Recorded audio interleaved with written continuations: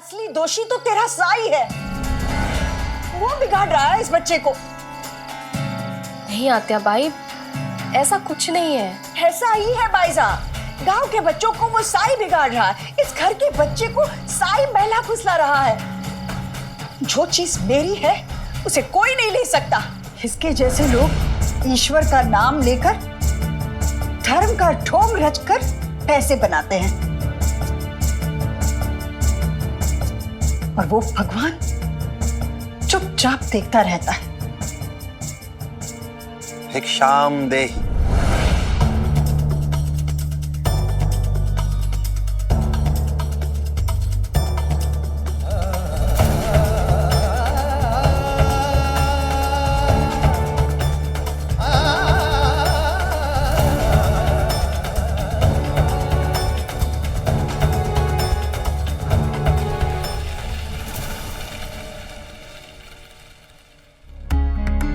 अजी, ये क्या किया आपने? आई साई को अपना बेटा मानती है, मुझसे भी पहले से। अब जब तक आई साई को नहीं खाना खिला लेती, तब तक वो खुद भी नहीं खाएंगी।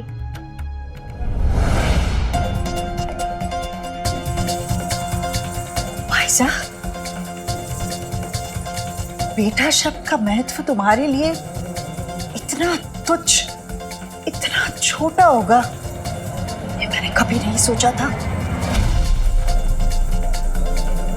अपनी संतान होते हुए भी किसी भी राह चलते भिखारी को तूने अपना बेटा मान लिया।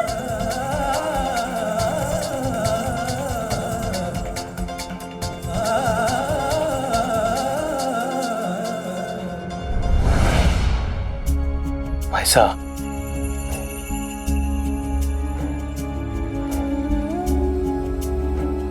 आत्या बाई अपने घाव भरने नहीं दे रही है। अगर उनकी अवस्था ऐसी रही तो पागल हो जाएंगी वो। मैं उन्हें साईं के पास लेकर जाऊंगी, उन्हें जरूरत है साईं की। इतना सब कुछ होने के बाद क्या आपको लगता है ऐसा संभव है? जो असंभव को संभव करे वही साईं की कृपा है।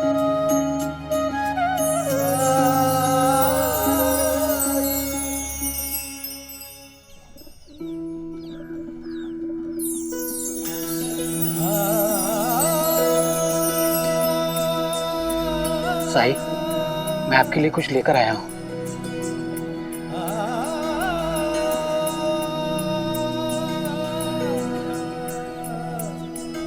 पर मेरी जरूरतें इतनी ज्यादा नहीं है, मैं इसे लेकर क्या करूंगा? साई, आप हमारे लिए इतना कुछ करते हैं और कुछ मांगते भी नहीं। कम से कम हमें इतना तो करने का मौका दीजिए, स्वीकार कीजिए साई।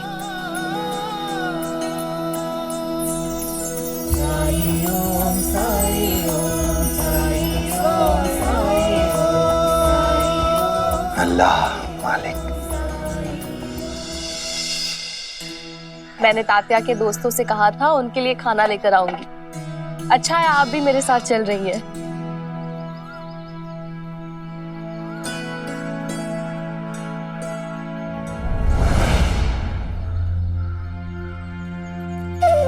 कुछ खाने को दे दो।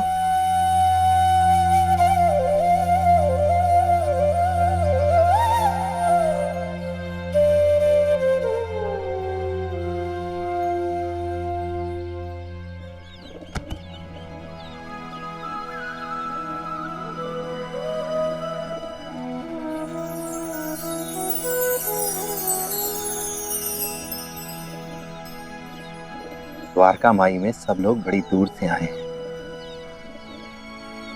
भोजन का समय भी हो गया है और आप लोगों को भूख भी लगी होगी। एक काम करते हैं, आप लोग बर्तन ले आए और यहाँ जो कुछ भी अन्न सब्जी वगैरह आया है उससे यही खाना पकाएंगे और सब लोग मिल बांट कर खाएंगे।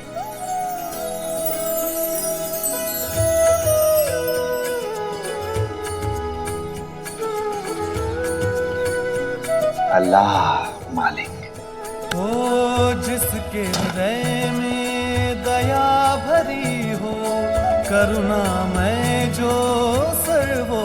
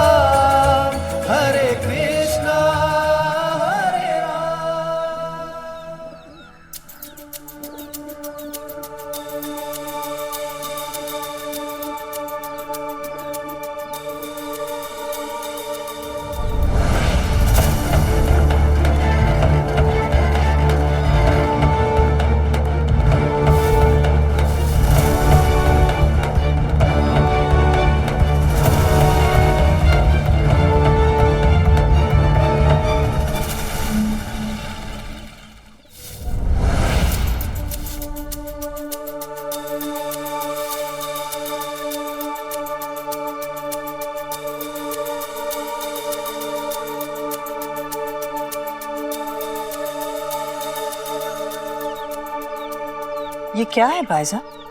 द्वारका माई। द्वारका माई? हाँ, साईं ने नाम रखा है। यही रहता है ना वो, दूर दूर से लोग आते हैं उससे मिलने। तो तू इसलिए मुझे यहाँ ले आई है? विद्यालय का सिर्फ बहाना था? मुझे मूर्ख बनाने की कोशिश मत करो भाईजा।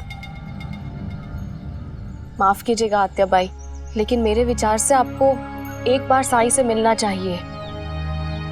आपके जितनी अनुभवी प्रबुद्ध नहीं हूं मैं। साईं को लेकर आपके मन में जो भी शंका है, प्रश्न है, उसके उत्तर नहीं है मेरे पास। लेकिन अगर आप एक बार साईं से मिलेंगी ना, तो सारे उत्तर मिल जाएंगे आपको।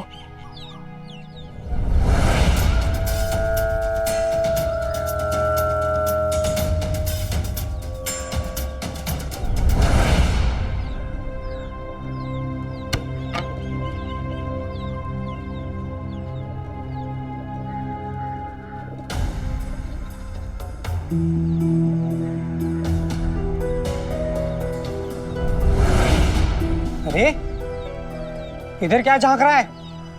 चल भाग यहां से। इतना सारा खाना बना रहे हैं, क्या मुझ गरीब के लिए थोड़ा भी नहीं है? अरे चंदू,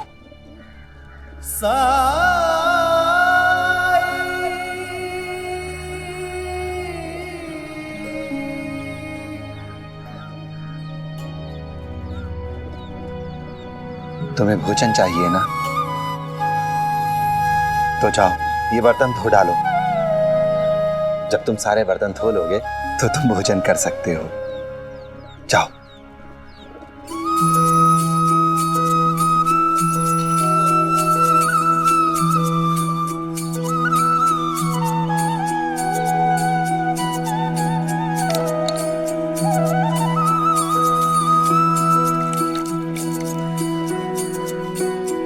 भोजन पाने के लिए तुम्हें मेहनत करनी होगी, क्योंकि तभी तुम भोजन पाने के अधिकारी होगे। अगर तुम बिना परिश्रम किए अपना पेट भरना चाहते हो, तो तुम न सिर्फ अपना, बल्कि अपने अंदर निवास करने वाले उस ईश्वर का भी अपमान कर रहे हो। वाह वाह वाह वाह वाह बायजा, मैंने नहीं सोचा था कि मैं इस आदमी का ढोंग और दोगलापन में इतनी आसानी से साबित कर पाऊंगी। इसने तो खुद ही अपना पाखंड दिखा दिया। जो इंसान शिरडी में घर घर में जाकर भिक्षा मांगता है बिना कोई परिश्रम किए, और जब एक भूखा गरीब इससे भिक्षा मांगता है तो ये कहता है नहीं, बिना मेहनत के कोई भिक्षा नहीं मिलेगी। जीवन में आज तक एक से बढ़कर एक पाखंडी कपटी धूर्तों का सामना किया है मैंने, पर आज तक तुझ जैसा इंसान नहीं देखा। अरे वो लोग भी मर्यादा में रहकर आटे में नमक बराबर झूठ बोलते हैं, और तुम खुले कथनी कुछ और करनी कुछ। भाईजान ने सच ही कहा था, मैं एक बार तुझसे मिल लूं तो मुझे मेरे सारे सवालों का जवाब मिल जाएगा। मुझे मेरे सवाल का जवाब मिल गया। मैं तुझ जैसे इंसान के बारे में जो सोचती थी वही सही है, वही सच है।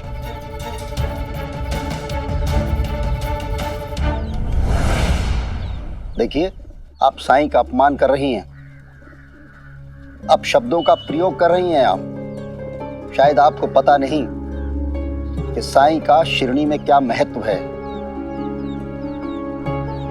यकीनन आप नहीं जानती, वरना आप हरगिज़ ऐसे शब्दों का इस्तेमाल नहीं करती।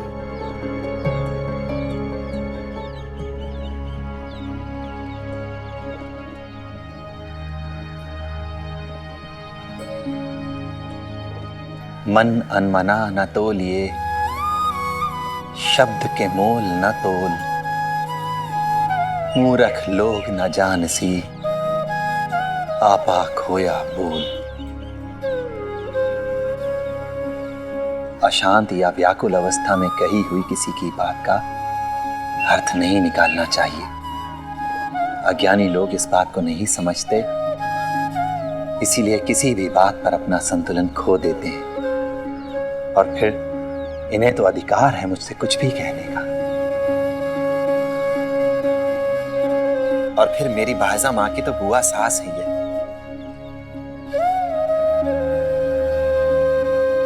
इस नाते मेरा भी तो रिश्ता हुआ इनसे। कहिए क्या कह के पुकारूं आपको? मुझसे रिश्ते नाते जोड़ने की जरा भी कोशिश मत करना।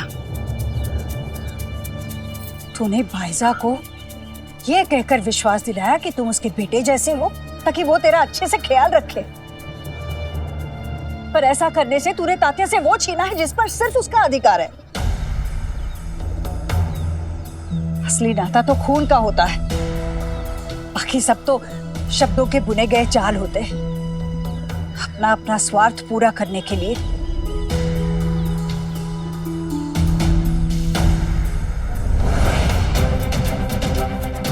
और तुम सब क्यों आते हो यहाँ? तुम लोगों की वजह से ऐसे इंसान को बढ़ावा मिलता है। किस बात की श्रद्धा है इस पर? अरे इंसान ही तो है तुम्हारे जैसा। और द्वारका माई, किसी को कृष्ण के दर्शन हुए हैं क्या यहाँ?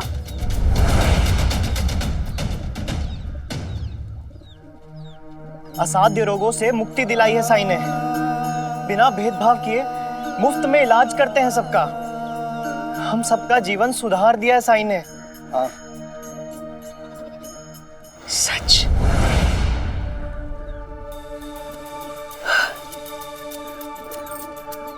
तुम तो सच में गुणी हो, सामर्थ्यवान हो, सबके दुख दर्द को दूर करते हो। तो फिर भिक्षा क्यों मांगते हो? वो भी ईश्वर का नाम लेकर। औषधि देते हो ना, इलाज करते हो ना, तो फिर पैसे ले लो। काम करते हो तो दाम ले लो, बात खत्म। दाम तो वो ले जो इलाज करता है। मैं तो सिर्फ दवा देता हूं, दुआ करता हूं। मालिक तो वो है।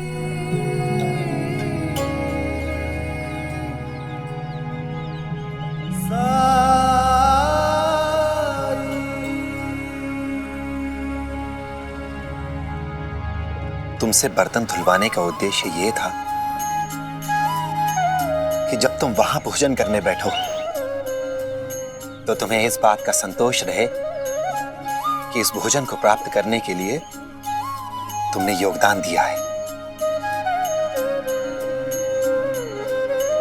और तुम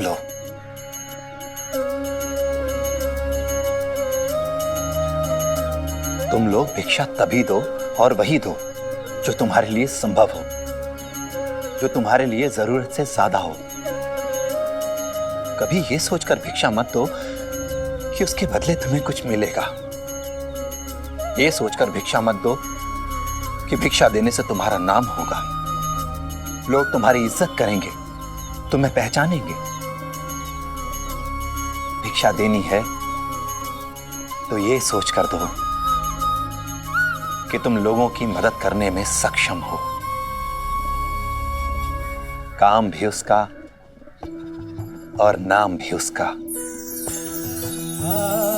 तुम तो सिर्फ एक जरिया हो।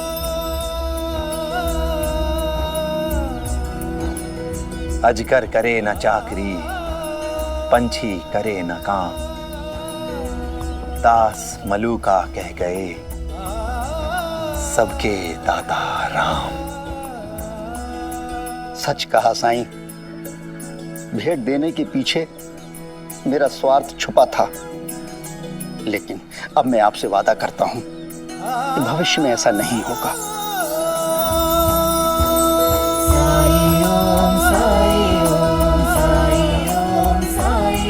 अब मैं भी काम करने की कोशिश करूंगा साईं।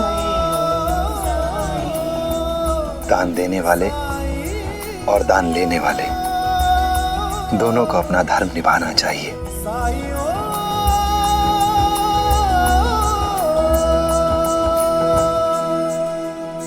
अब तो आपको अपने प्रश्नों का उत्तर मिल गया होगा ना साईं से? आपके मन में जो भी है आप कह सकती हैं साईं से।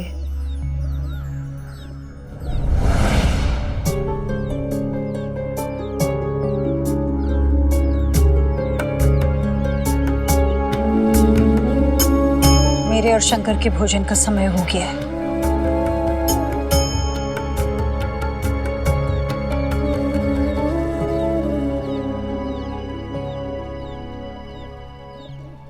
सबुरी।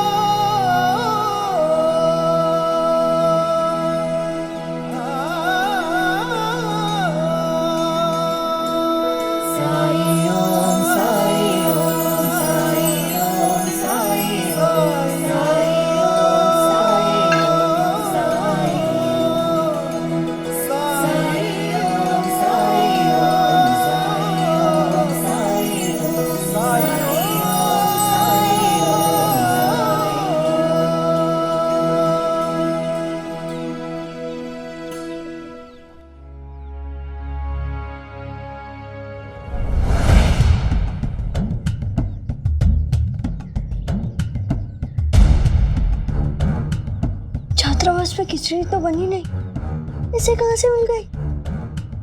कुछ तो गड़बड़ है। आज कक्षा खत्म होने के बाद फिर गायब हो गया था ये केशव। कहीं जंगल तो नहीं गया था अपने उसी दोस्त से मिलने? अब तो इसका पीछा करना ही पड़ेगा। एक पल के लिए भी अकेला नहीं छोड़ना है इसे। समझे तो रहस्य क्या है।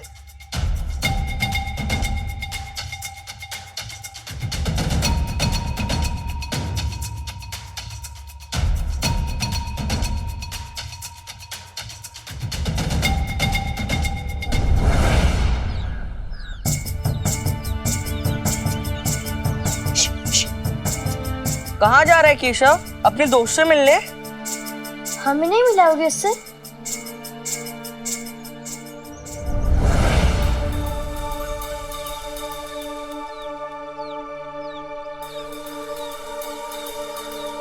साईं कहते हैं लोगों को गलती सुधारने का एक अवसर मिलना चाहिए।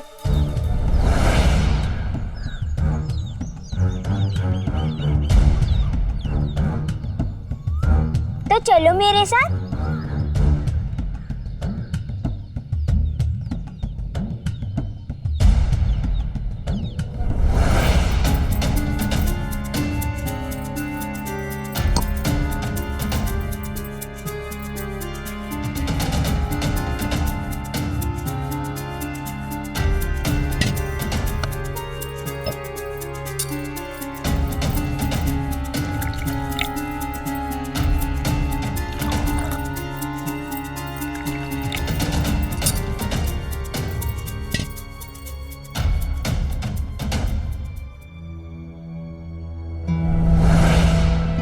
अम्मा और तात्या का इंतजार भी नहीं किया।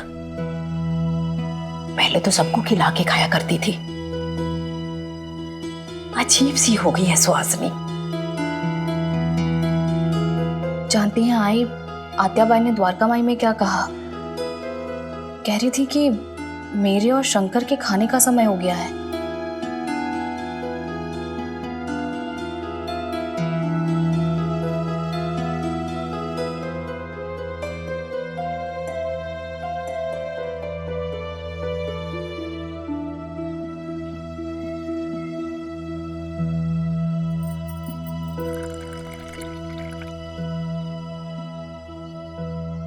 शंकर इसी समय खाना खाता था ना?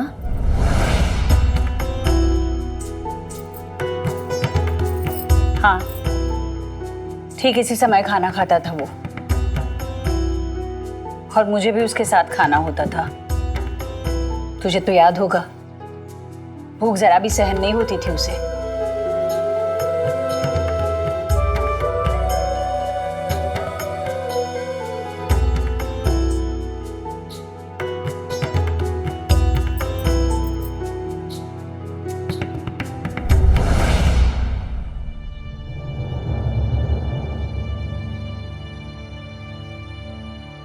आप कुछ दान देना चाहेंगी? अगर कोई खरीदारी करनी है तो यहाँ से कर सकते हैं। दान? मतलब श्राद्ध। जो 1 साल बाद, मतलब जिसके लिए आप आई है। मैं यहाँ श्राद्ध करने नहीं आई हूँ। हाँ, घर वाले यही चाहते हैं, पर मैं नहीं करने वाली कोई श्राद्ध।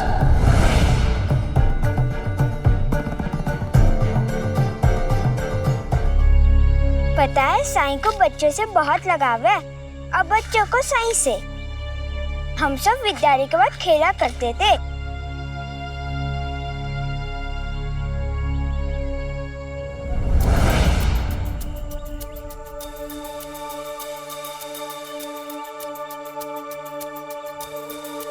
ये तो बातों बातों में हमें घने जंगल में ले गया है। मुझे डर नहीं लग रहा है।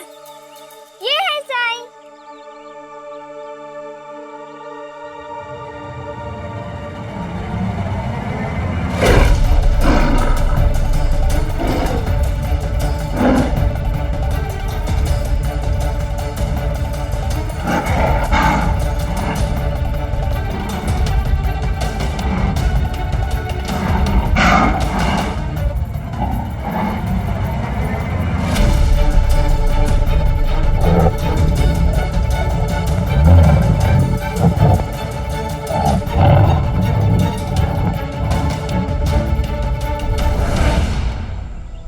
वो भाग क्यों गए साईं?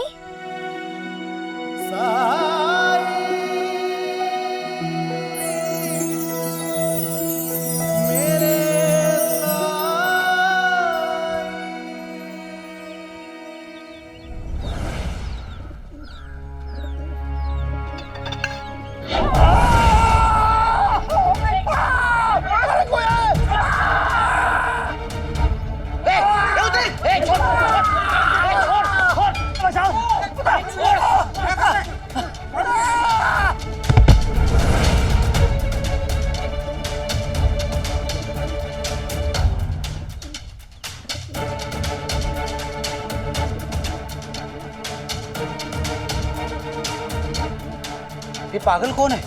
यहाँ कहाँ से आ गया? ये पागल नहीं, इंसान के रूप में तो जानवर है।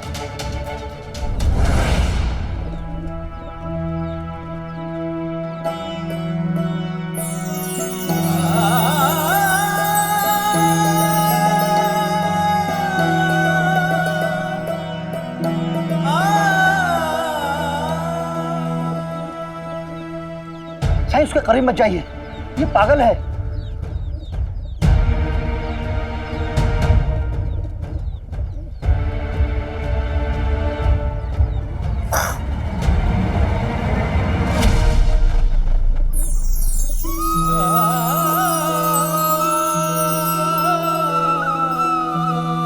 किसने कहा ये पागल है?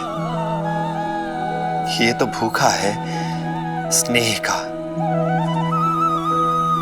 प्रेम का, और सबसे ज्यादा अपनी मां के प्रेम का।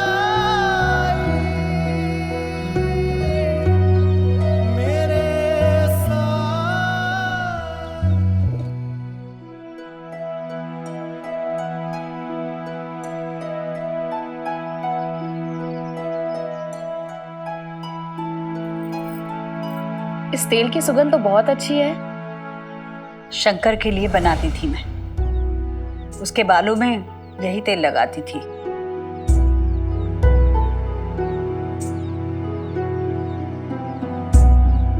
तो आप भी यही तेल लगाती हैं? मैंने कहा ना तुमसे, शंकर के लिए बनाती थी।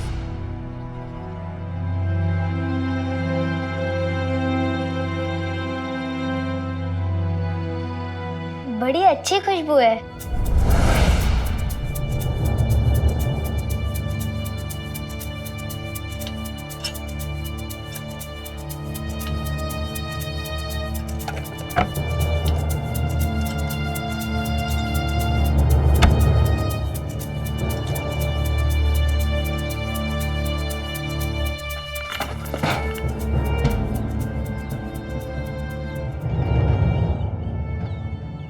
तात्या, आओ तुम्हें खाना दे देती।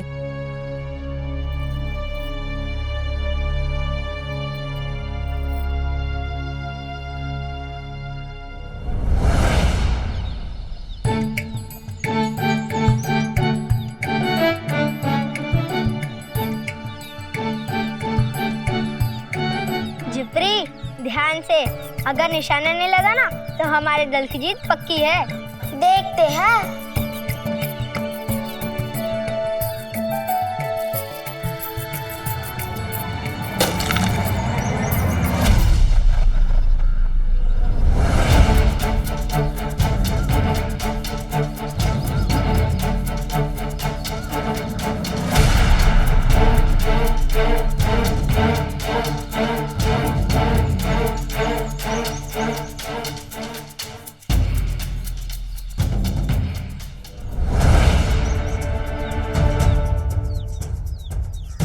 अरे वाह, तुम्हारा निशाना तो बहुत पक्का है, दूर से ही मार लिया। कौन हो तुम? कहाँ रहते हो? नाम क्या है तुम्हारा? क्या तुम हमारे दल में रहकर खेलोगे? नहीं नहीं, ये हमारे दल पे खेलेगा। नहीं नहीं, हमारे दल में खेलेगा। तुम्हारे नहीं, हमारे दल में खेलेगा।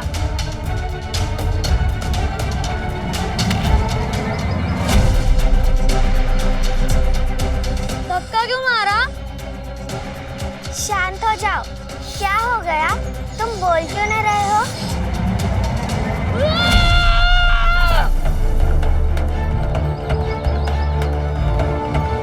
क्या हुआ उसे? वो इतनी जोर से चीखा क्यों?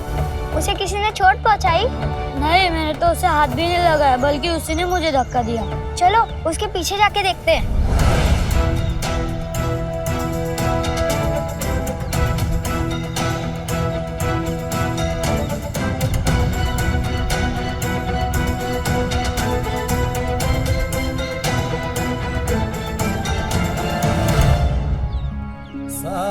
साई, आप इसे जानते हैं? हाँ, अब से ये मेरे पास ही रहेगा।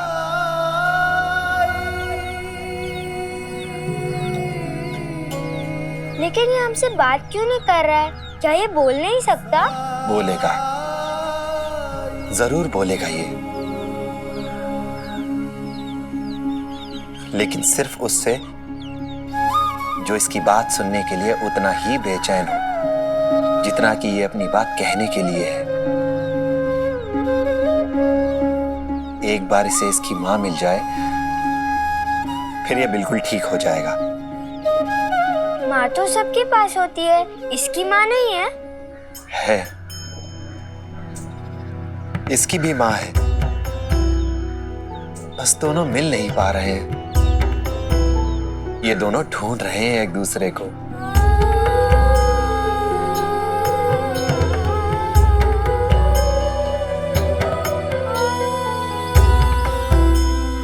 इसका नाम क्या है साई?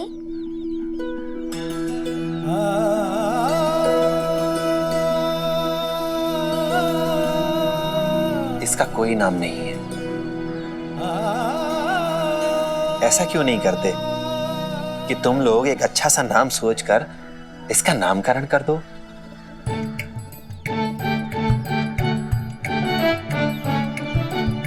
हाँ, राम कैसा रहेगा? नहीं नहीं, श्याम नाम कैसा रहेगा? यदु कैसा रहेगा? गोपाला? पता है, मेरे पास एक छोटी सी गिलहरी है जिसका नाम मैंने सत्तू रखा है। तुम्हारा सत्तू नाम रख दे। तो गिलहरी के नाम पे इसका नाम रखेगा? देखो, इसे ये नाम पसंद आया। तो आज से इसका नाम सत्तू। लगोरी विजेता सत्तू। साई, हम लोग जो कह रहे हैं क्या इसे समझ में आ रहा है? भले ही इसे शब्द समझ में ना आ रहे हो, लेकिन भाव तो समझ में आ रहा है। तुम लोग इसे देखकर खुश हो रहे हो, देखो, इसीलिए ये भी मुस्कुरा रहा है। और साई, इसे हमारी बातें समझ में कब आएगी? जिस दिन इसकी माँ इसे मिल जाएगी, ये भी संवर जाएगा। जब तक सत्तू को उसकी माँ नहीं मिल जाती, हम सब मिलके उसकी देखभाल करेंगे। मैं इसके लिए कपड़े लाऊंगा। मैं इसके बाल बनाया करूंगी। पर मैं क्या करूं? सत्तू के बालों की दशा देखो। बालों में डालने के लिए तेल की जरूरत होगी।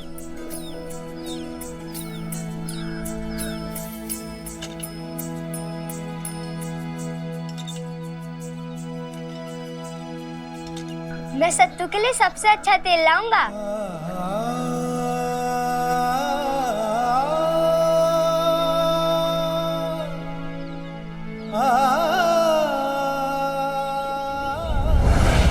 आई आई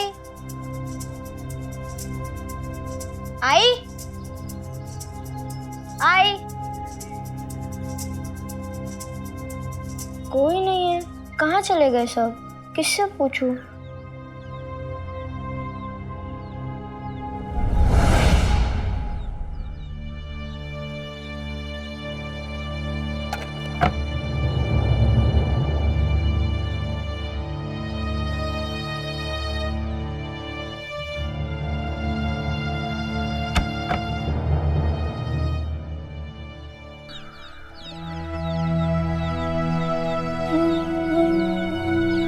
ये लोग कब तक आएंगे साई? सत्तू, सत्तू,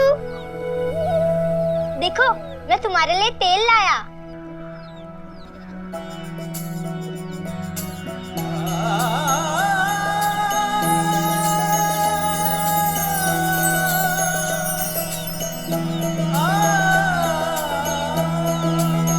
लगता है सत्तू को तेल बहुत पसंद आया।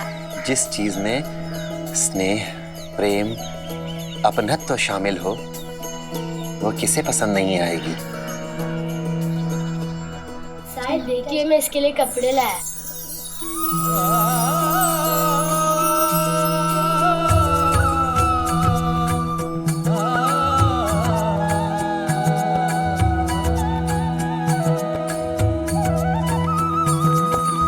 आया हूँ साई मोरे बीच मझधार, तुम ही लगा दो साई मुझे पार।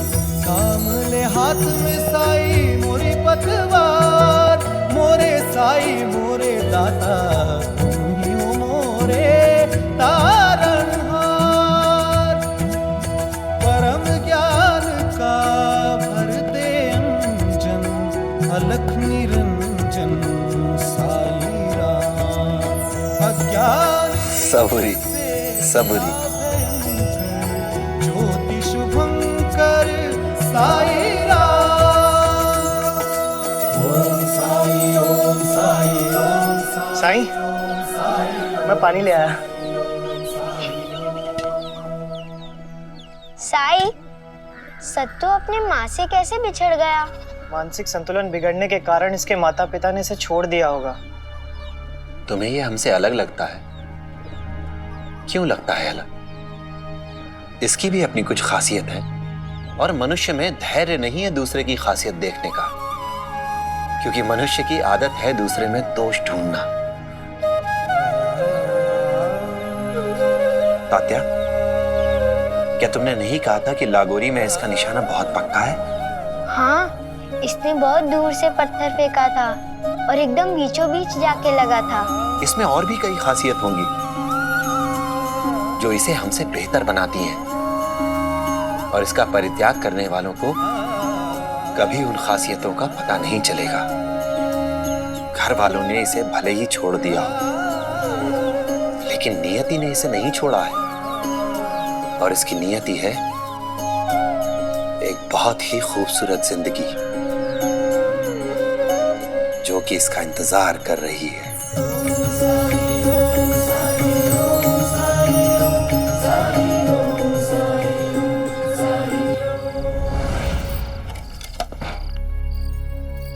आत्या बाई के सारे कपड़े अलमारी में रख देती हूँ। हर रोज संदूक खोलना पड़ता है उन्हें, आसान हो जाएगा उनके लिए।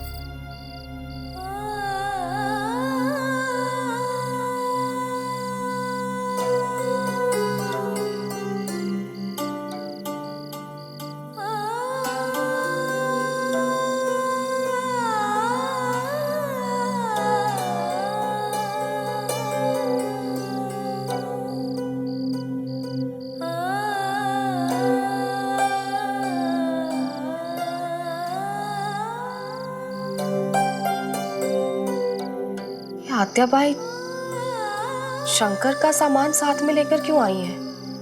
एक माँ इतने दर्द उठाए जी रही है। आत्याबाई को इस तकलीफ से मुक्त कर दो साईं,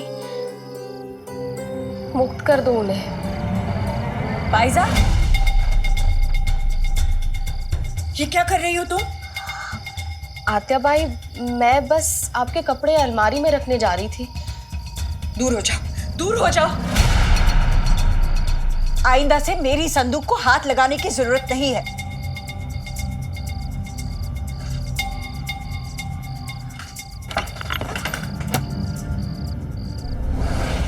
आत्याबाई कुछ कहूँ आपसे? इस संदूक में किताबें हैं ना शंकर की। गांव में ऐसे बहुत सारे बच्चे हैं जो किताबें नहीं खरीद सकते हैं। अगर हम ये किताबें उन्हें दे दे तो। तुम्हारी हिम्मत कैसे हुई है ऐसा कहने की? फिर कभी ऐसा मत बोलना। तुम अपना बेटा होते हुए भी किसी अनजान अपरिचित को अपना बेटा कह सकती हो, पर मैं नहीं। मेरे लिए मेरा बेटा ही सिर्फ मेरा बेटा है। मेरे बेटे की चीजों पर सिर्फ उसका अधिकार है और किसी का नहीं। किसी को देना तो दूर, मैं किसी को छूने भी नहीं दूंगी इसे। आई, वो जो सुगंधित तेल है ना, वो मैंने सत्तू को दिया, उसे बहुत अच्छा लगा। क्या? कौन सा सुगंधित तेल? तात्या, बिना पूछे क्यों लिया तुमने? हाँ, उस समय घर पर कोई था ही नहीं, तो मैं किससे पूछता? तूने मेरे शंकर के... तो रुक जाते ना कुछ देर। और कौन है ये सत्तू? वो मेरा नया दोस्त है आजी। सब कहते हैं वो हमसे अलग है, उसका कोई परिवार नहीं है और ना ही उसके पास कुछ है। अब वो साई के साथ रहेगा, द्वारका माई में। साई कहते हैं उसे एक माँ की जरूरत है और हम सब बच्चों ने साई से वादा किया है कि तब तक हम सत्तू का ध्यान रखेंगे। इसलिए सारे बच्चे अपने अपने घर से कुछ ना कुछ सत्तू को लाकर दे रहे हैं। तात्या बेटा, तुम्हारी मंशा अच्छी थी, लेकिन तुम्हें किसी से पूछ लेना चाहिए था ना। बाइजा, इसे उपदेश क्यों दे रही हो? असली दोषी तो तेरा साई है। वो बिगाड़ रहा है इस बच्चे को। नहीं आत्याबाई, ऐसा कुछ नहीं है। ऐसा ही है बाइजा। गांव के बच्चों को वो साई बिगाड़ रहा है। इस घर के बच्चे को साई बहला फुसला रहा है। जो चीज मेरी है उसे कोई नहीं ले सकता, खास करके वो चीज जो मेरे शंकर की है। मैं छोड़ूंगी नहीं उसे।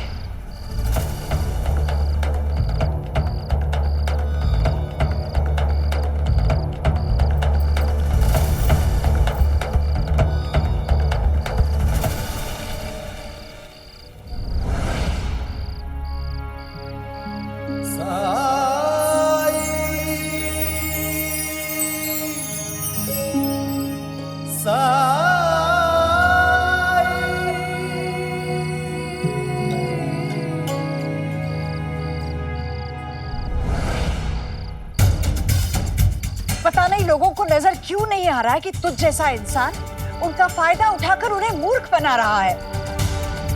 अब तो इस बच्चे को भी ले आए हो कहीं से। इसके नाम पे लोगों से मांगना शुरू कर दिया है। कल को इससे भिक्षा मंगवाओगे। ये कोई तेरा अपना तो है नहीं, इसीलिए शरण दी है ना। बोल।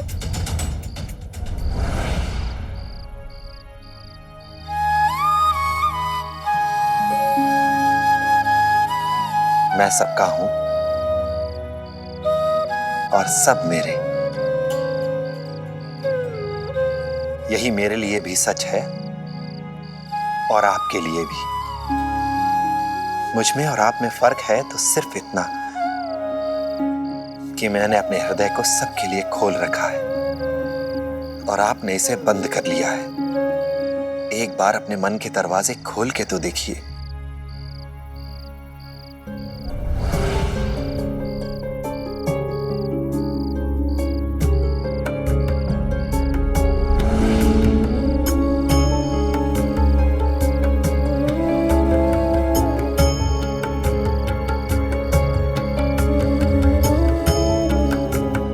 मुस्कुरा क्यों रहा है? मुझे लगा तो दुखी होगा।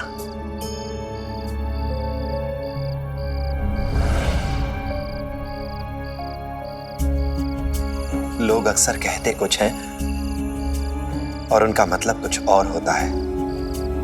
सत्तू की यही तो खासियत है कि वो आपके शब्दों के आंचल में छुपे आपके जज्बात को समझ रहा है। उस जज्बात में उसे एक माँ का प्यार दिखाई दे रहा है, एक माँ की पुकार सुनाई दे रही है।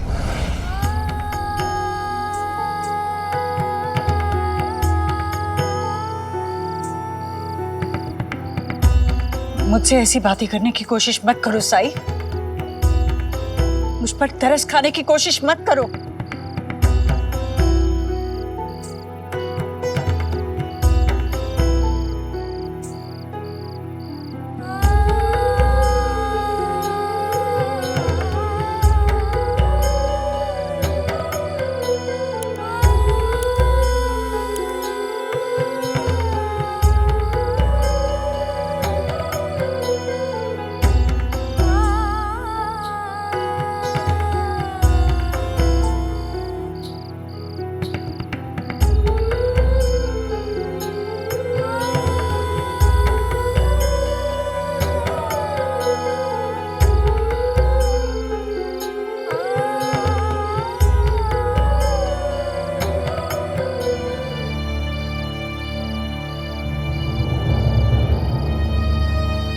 तुम्हारी ये चाल मुझ पर नहीं चलेगी साई।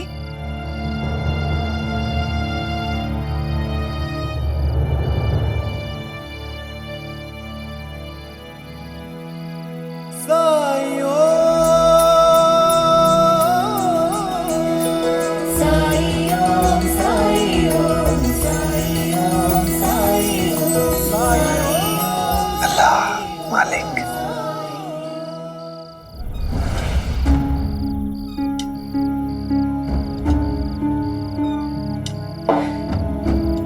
धन का इतना दिखावा करने वाला कोई पाखंडी ही हो सकता है। व्यवसाय कर रहा है वो, व्यवसाय भगवान का नाम लेकर। और तुम लोग ये बात देख नहीं पा रहे हो, समझ नहीं पा रहे हो। सुहासिनी, मैंने तुम्हें पहले भी बताया था, जब साईं की कृपा से मेरी आंखों की रोशनी लौट आई तब मुझे समझ में आया साईं ढोंगी नहीं है, वो दिव्य पुरुष है, दिव्य आत्मा। कोई भी उसकी शरण में जाता है तो साईं उसकी रक्षा करता है। ये आजमाई हुई बात है।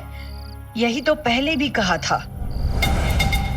अपनी तर्क की शक्ति छोड़कर तूने अपनी आंखों की रोशनी का लौट आना चमत्कार समझ लिया। कैसे पता तुझे कि तेरी आंखों की रोशनी सिर्फ वो साई की वजह से लौटी है? क्या साई ने तुम्हें कोई समय, कोई तिथि, कोई दिन बताया था कि इस वक्त रोशनी लौट आएगी? नहीं ना, संजोग था ये, संजोग था। और वो साई जैसे लोग ऐसे संजोग का आधार बनाकर अंधविश्वास फैलाते हैं। जब सही हुआ तो वाह वाह वाह, उनकी कृपा। और जब गलत हुआ तो हमारे कर्म, हमारे पाप, हमारी नियति पर दोष मढ़ देते हैं। तुम लोग बिल्कुल अंधे हो गए हो, कुछ नहीं दिखाई दे रहा है तुम लोगों को। जब ठोकर लगेगी ना तब समझ में आएगी बात।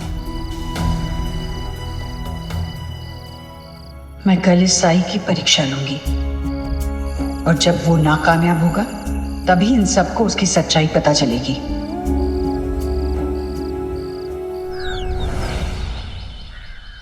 देखो, पकड़ो, को ऐसे देते हैं, हाथ नीचे करो, ऐसे देते हैं।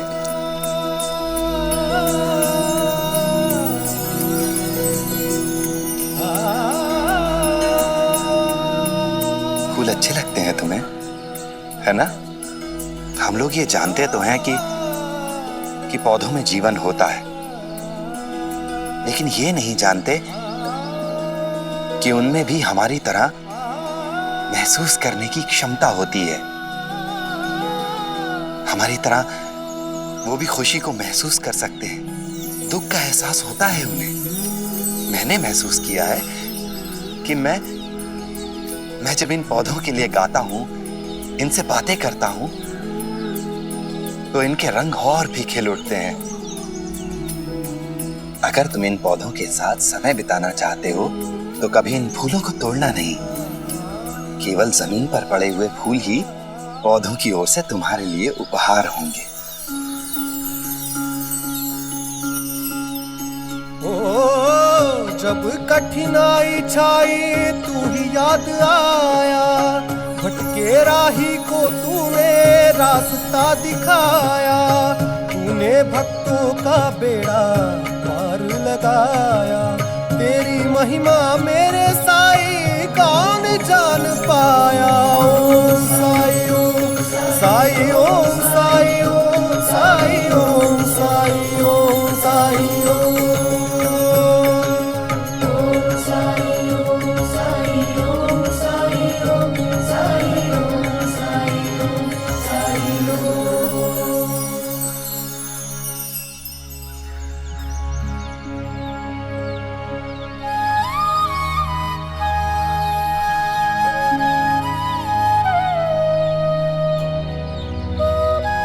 साई, देखिए ना साई, घाव भर ही नहीं रहा है।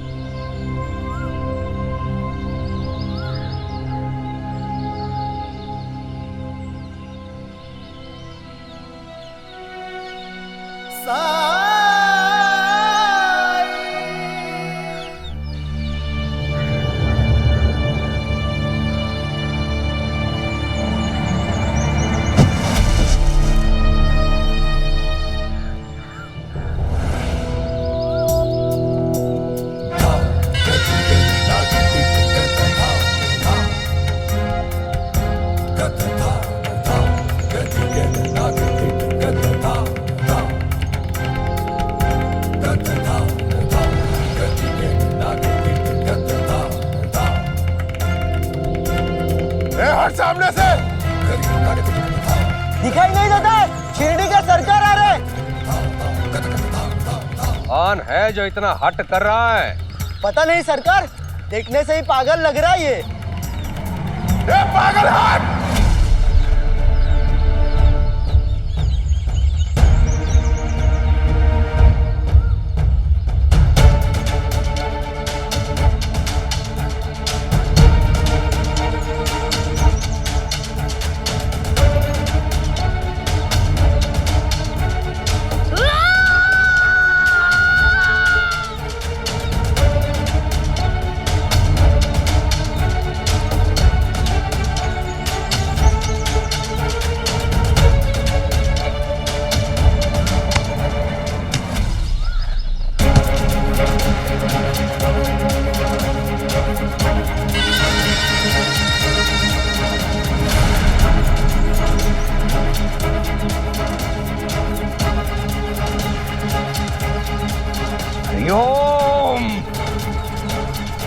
इतना बड़ा तो साहस!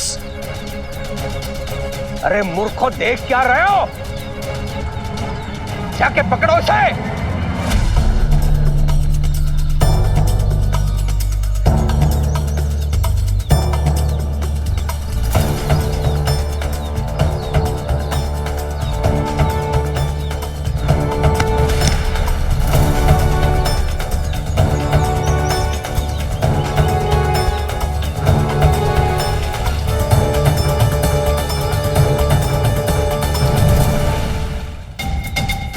सरकार, उस तक पहुंचेंगे कैसे? उसे पकड़ने के लिए तो उसके पास जाना पड़ेगा।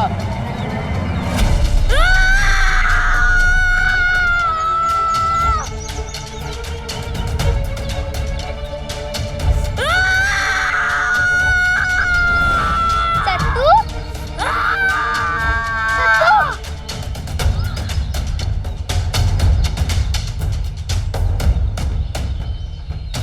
चलो सत्तू, मैं तुम्हें साई के पास ले जाता हूँ।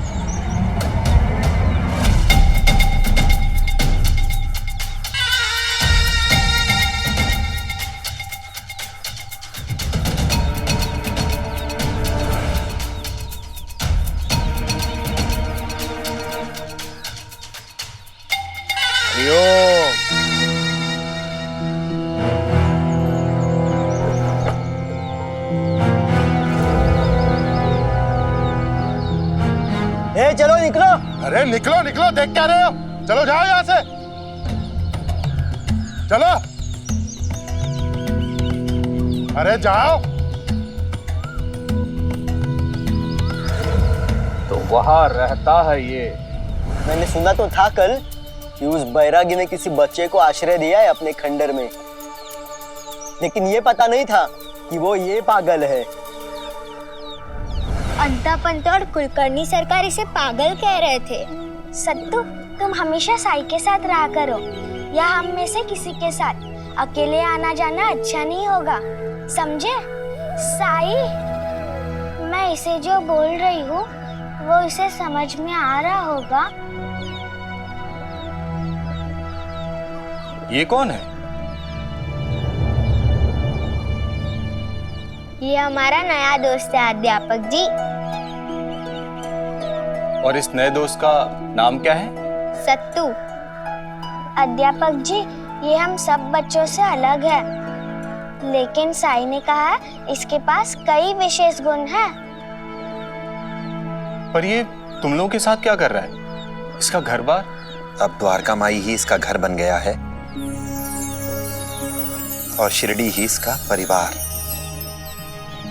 लेकिन माधव, जब कुलकर्णी सरकार से मिलना तो उन्हें इस बच्चे के बारे में जरूर बताना। उनसे कहना कि यहां मेरे पास एक बच्चा रहता है द्वारका माई में, जिसके परिवार ने शायद उसे त्याग दिया है, और वो ये सूचना प्रशासन को जरूर दे। ठीक है साईं। हम जिसे समझ नहीं पाते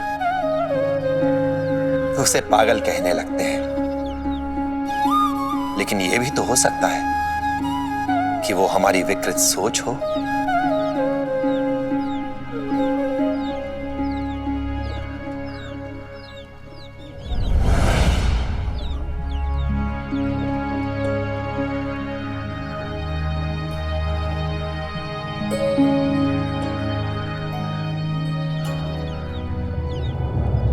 कहीं कोई मेरी ही चप्पल पहन के ना जाए।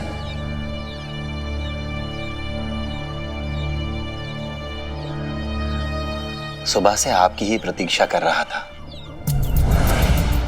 इन भोले भाले लोगों के सामने दिखावा करने की बड़ी जल्दी है तुझे।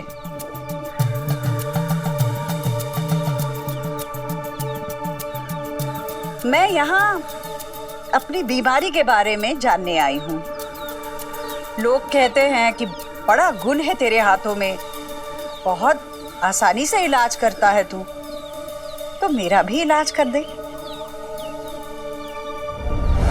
पर मेरी बीमारी असाधारण सी है, ऊपर से नहीं दिखेगी, और मैं अपनी बीमारी का नाम भी नहीं बताऊंगी, क्योंकि लोग ये भी कहते हैं कि तुम चमत्कार करते हो। तो तुझे तो पता चल ही जाएगा कि मुझे कौन सी बीमारी है। जानता हूं कि किस रोग से ग्रसित हैं आप। तो बताओ, सोच कर बताना।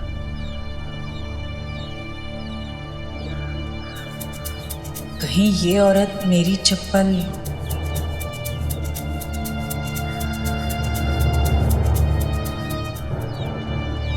रोग आपके हृदय में है। ये कह रहा है मेरे हृदय में रोग है, जबकि मुझे कोई बीमारी ही नहीं है। देख लिया इसका पाखंड। तो क्या हुआ है मेरे हृदय को? घातक रोग है, लेकिन इस प्रकार आप मुझे कैसे जांच परख पाएंगी, जबकि आपका ध्यान तो आपकी चप्पलों में है। इसे कैसे पता चला? मैंने तो पलट कर देखा भी नहीं। कुछ गलत कहा क्या मैंने?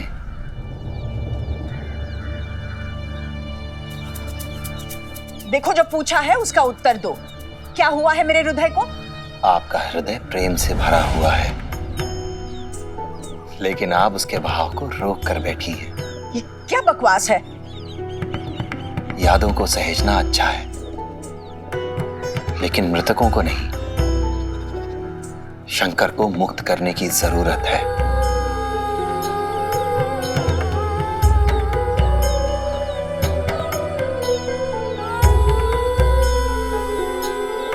मुक्त कर दीजिए उसे, आप भी मुक्त हो जाएंगी। क्या बताया तूने इसे? क्या बताया है तूने इसे? ये ऐसी बातें क्यों कर रहा है? तूने बताया ना? मैंने किसी को कुछ नहीं बताया है। पिछले साल इन्हीं का बेटा मरा था ना बेचारी, इसीलिए। तुम सब लोग मेरा मजाक उड़ा रहे हो ना? मेरा मजाक उड़ा रहे हो भाईजा? शंकर को अपनी यादों में कैद कर रखा है आपने, और ऐसे कैद कर रखा है कि उसकी पुकार भी नहीं सुन पा रही हैं आप। मेरे शंकर का नाम मत लेना। किसी को कोई अधिकार नहीं है उसके बारे में कुछ भी बोलने का। कोई कुछ नहीं कहेगा।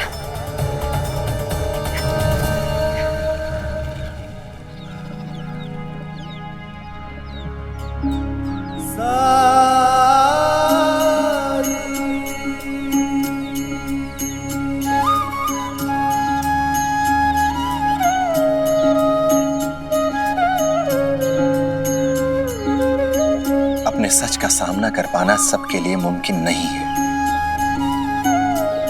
लेकिन अक्का करेंगी सामना। अक्का सुनेंगी शंकर की पुकार और अपने बाकी बेटों की पुकार भी।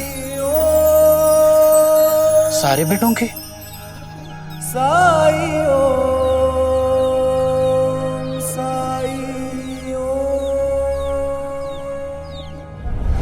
आत्याबाई, मैंने किसी से कुछ नहीं कहा है, किसी से कोई चर्चा नहीं की है। जितना गांव वाले जानते हैं उतना ही साई को बताया होगा। लेकिन मैं एक बात विश्वास के साथ कह सकती हूँ कि साई से कुछ नहीं छुप सकता। सिद्ध पुरुष है वो। तू चाहती है मैं तुझ पर विश्वास करूं, जबकि मैंने अपनी आंखों से देखा है। उस दिन संदूक खोलकर तू शंकर की चीजों को देख रही थी। उसके बाद अप्पा के साथ इस विषय में चर्चा भी की है तूने। बोल, मैं झूठ बोल रही हूं? जानती हूं सब एक जैसे हैं, सब एक जैसे हैं।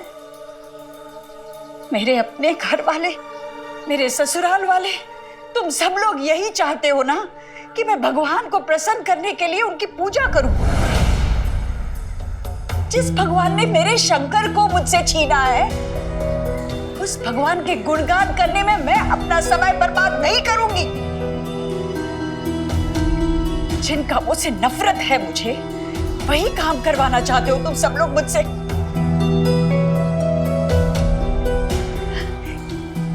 एक ढोंगी और पाखंडी के सामने मैं आत्मसमर्पण नहीं करूंगी। तुम लोग नहीं जानते, ऐसे कई साधुओं, कई बैरागियों ने मेरे विश्वास पर कैसे कैसे घात किए, मुझसे पैसा ऐंठने के लिए, भगवान का नाम ले लेकर। और तब क्या तेरे भगवान को दिख नहीं रहा था कि उसका नाम लेने वाले मेरे साथ क्या कर रहे हैं?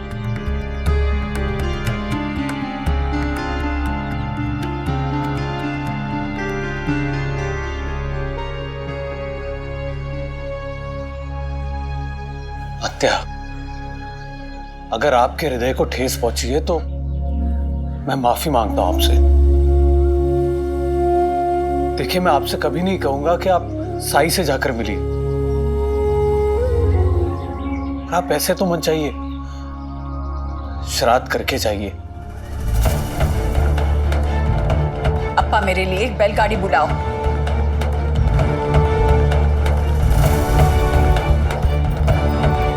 ठीक है, चली जाना, लेकिन आज नहीं। आज रात रुक जाइए, अभी बहुत देर हो गई है। ये आपके भाई का घर है, कम से कम उसका मान तो रखिए।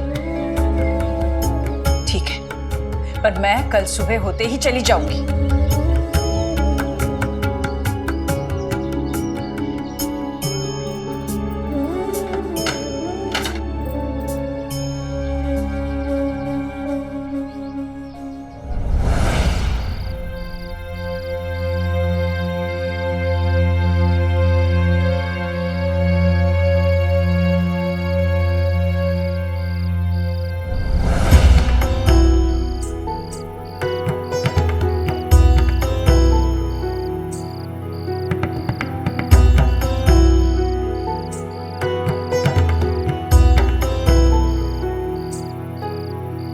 कैसे लग रहा है शंकर? सर पे आपका हाथ हो, बस वही बहुत है मेरे लिए।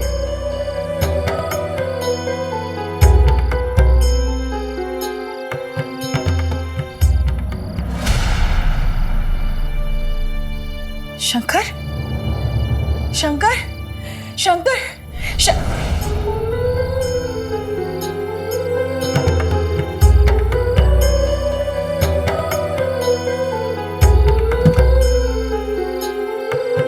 शंकर, शंकर, शंकर, शंकर,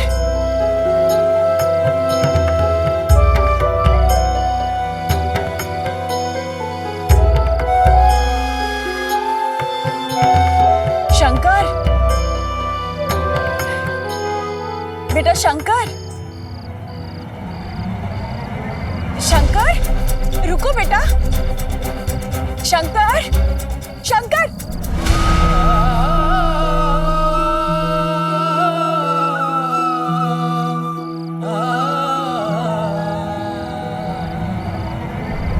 शंकर,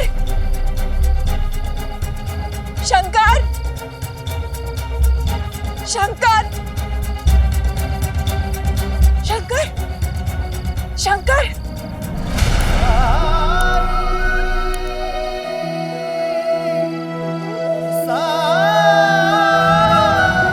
शंकर, शंकर, शंकर, शंकर, मैं इस बार तुझे बचा लूंगी शंकर, शंकर।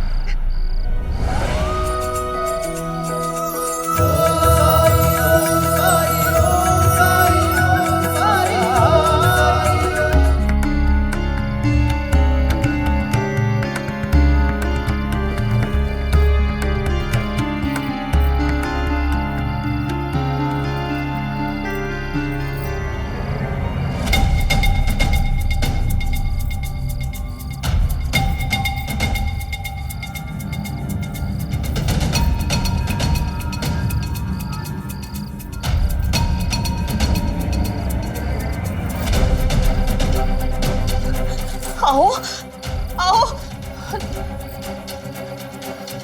आत्या बाई घर में नहीं है।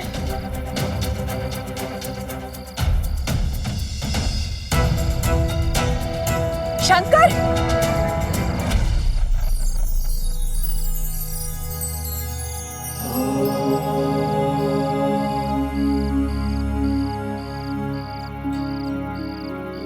क्या ढूंढ रही हो अक्का?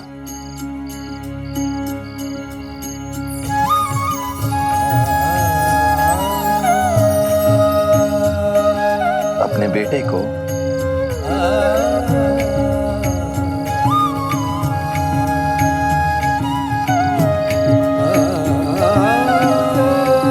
मैं यहाँ कैसे आ गई? क्योंकि आपका यहाँ आना तय था।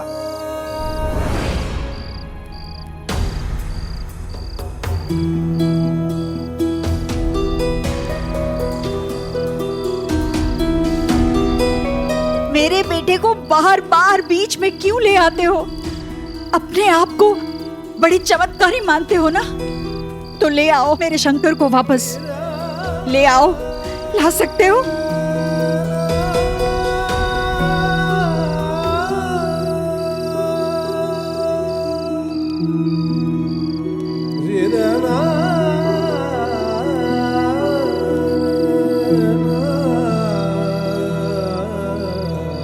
ये चमत्कार तो सिर्फ आपके बस में है अक्का। चुप, चुप, ये बकवास मेरे साथ मत करना। कुछ नहीं होता हमारे हाथों में, कुछ भी नहीं। पति का कल्याण पत्नी के हाथों में होता है, यही कहते हैं ना सब। अरे उसी के लिए तो सारे तीज त्योहार व्रत करते हैं। मैंने भी किए थे, क्या फल मिला? मेरा शंकर सिर्फ 2 साल का था, उसके सर से उसके पिता का साया उड़ गया। उसके बाद भी मैंने अकेली ने मां होने का हर दायित्व निभाया। उसके पालन पोषण में कोई कमी छोड़ी नहीं मैंने। उसके लिए भी व्रत किए मैंने। कुछ नहीं होता हमारे हाथों में, ना मेरे हाथों में कुछ है, ना तेरे इन हाथों में कुछ है। क्या ये इसलिए हुआ क्योंकि मैं एक बुरी पत्नी थी, मैं बुरी माँ थी, या मैंने बहुत बुरे कर्म किए? क्या तू किसी को जीवन दे सकता है? नहीं ना, तो फिर यहाँ बैठकर क्या बांटता रहता है लोगों को? प्रेम और आशाएं, बस यही है मेरे पास बांटने के लिए। यही बांटता आया हूं मैं अक्का। जो उगया सो अंत बै, फूलिया सो कुमलाही, जो चिन्या सो ढही पड़े, जो आया सो जाही। इस संसार का यही नियम है अक्का कि जो उदय हुआ है उसे अस्त होना होगा।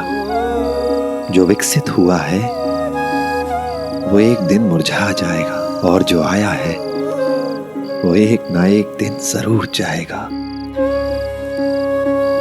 जीवन और मरण किसी के हाथ में नहीं है, लेकिन अगर जीवन में प्रेम हो, आशाएं हो, तो जीवन अच्छा लगता है। प्रेम, आशाएं मिथ्या है सब, छलावा है छलावा। इंसान जितनी जल्दी ये बात समझ जाए उतनी जल्दी उसका दुख कम हो जाता है। इसे देखिए अक्का, ये सो रहा है, फिर भी चेहरे पर मुस्कुराहट है। जानती हैं क्यों? इस खिलौने की वजह से। जबकि ये खिलौना मिट्टी का है, हो सकता है कल ही टूट जाए, फिर भी खुश है। ये चाहे तो दुखी भी हो सकता है, ये सोचकर कि कल जब ये खिलौना टूट जाएगा तो क्या होगा। लेकिन नहीं, ये खुश है क्योंकि ये आज में जी रहा है, आज से अपनी खुशियां चुन रहा है। ये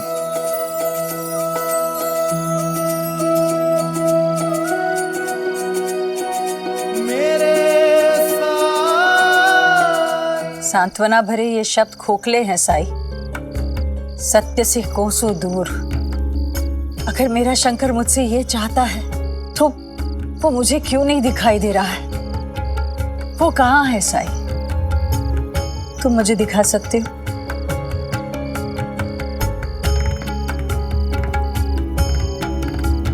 द्वारका माई, द्वारका माई कहते हो ना इसे? क्या यहाँ किसी ने कृष्ण भगवान को देखा है? देखना तो दूर, क्या यहाँ किसी ने उसकी मुरली की धुन तक सुनी है? आप सुनेंगी?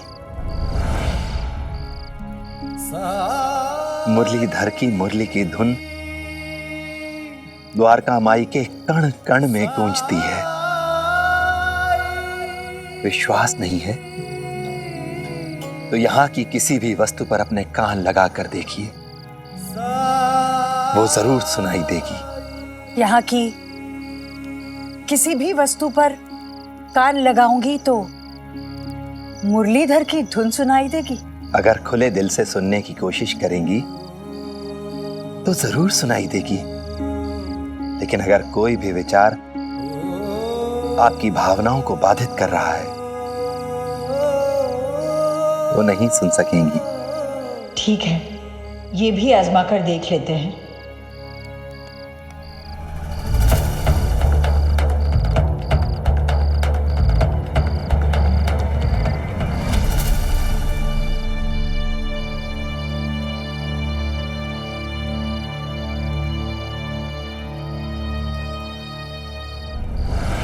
नहीं, कुछ नहीं सुनाई दिया मुझे, क्योंकि मुरली की धुन सिर्फ मुरली से सुनाई देती है, किसी अन्य वस्तु से नहीं। और मैं क्या, मैं दावा करती हूँ तेरे किसी भी भक्त ने नहीं सुनी होगी। और अगर वो ये कह रहे हैं कि उन्होंने सुनी, तो या तो वो तुझे खुश करने के लिए बोल रहे हैं या फिर तुझसे डर कर झूठ बोल रहे हैं। तेरे बारे में जितना जानना था उतना जान चुकी, अब चाहती हूं मैं।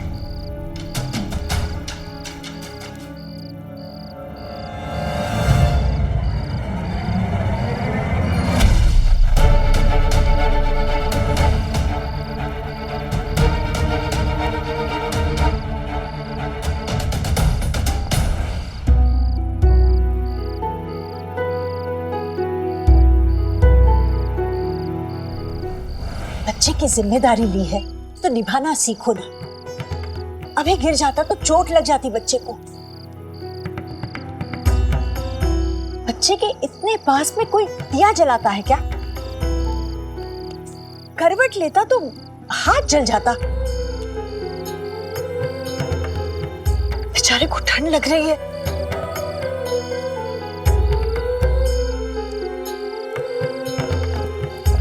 कंबल नहीं उड़ा सकते थे? हाँ? बेचारा ठंड से कांप रहा है। मैं भी किसे कह रही हूँ? उस व्यक्ति से जिसने खुद इस बच्चे की जिम्मेदारी गांव के छोटे छोटे बच्चों पर सौंप दी। बच्चों ने खुद ही कहा है कि जब तक इसकी मां नहीं मिल जाती वो इसकी देखभाल करेंगे। आप सही कह रही हैं, इसे एक मां की जरूरत है, आप जैसी मां की, जो इसकी जरूरतों को समझ सके और उन्हें पूरा कर सके।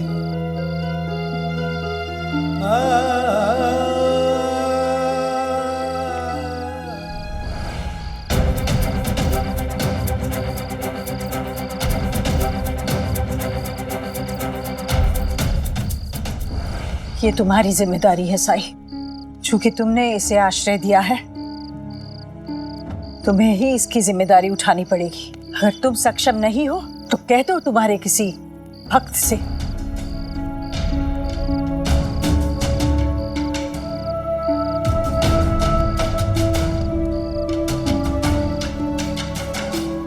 जाने से पहले एक आखिरी बार जांचेंगी नहीं? शायद बांसुरी की धुन सुनाई दे जाए। आखिरी बार।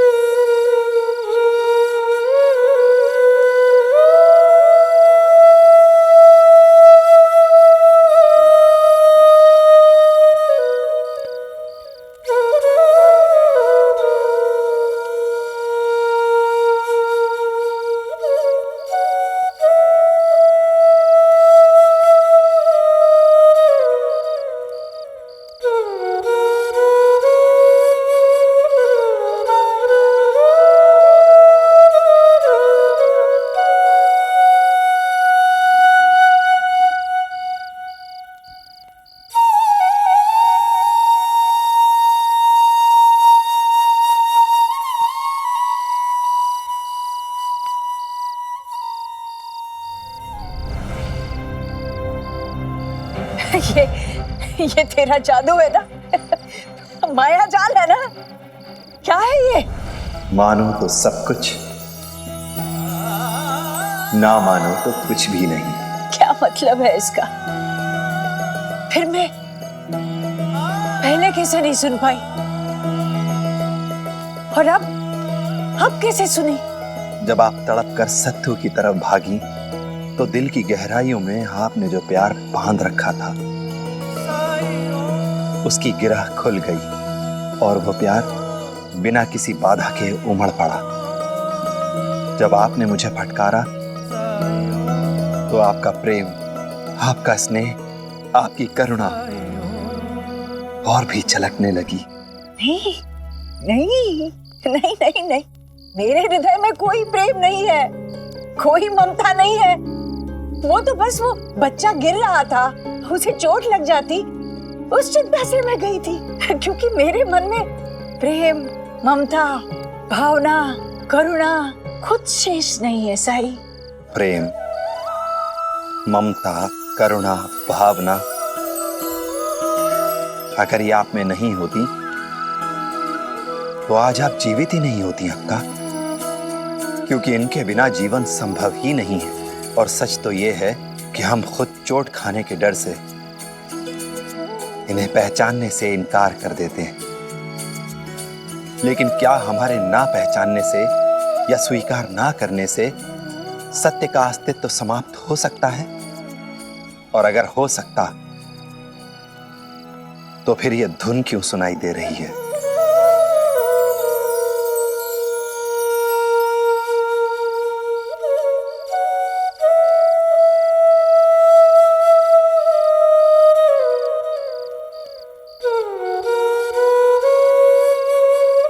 आंखें खोलिए अक्का और स्वीकार करिए उसे जो ये कायनात आपको देना चाहती है। आपको अपने हर प्रश्न का उत्तर मिल जाएगा।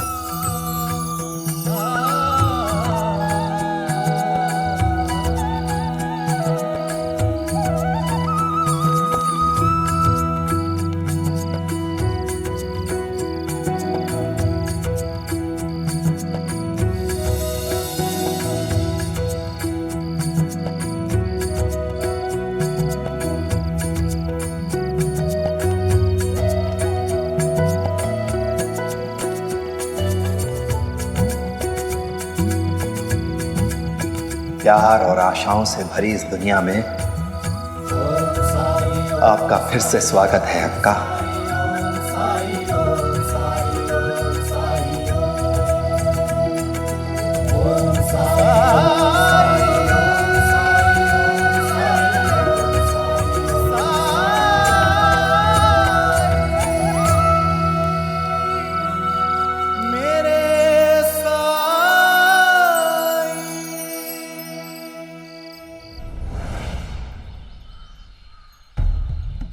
कक्षा के बाद केशव आज भी जंगल गया है। मुझे ये नहीं समझ में आता कि जंगल में उसका दोस्त है कौन। वो शेर तो उसका दोस्त नहीं हो सकता। अगर ऐसा है तो आज नहीं तो कल वो शेर उसे खा जाएगा। केशव चल चुप।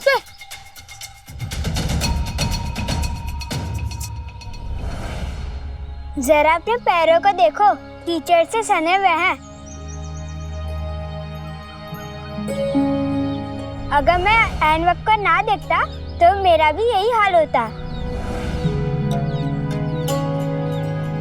विद्यालय आ गया, अब तुम जाओ, कल फिर मिलेंगे।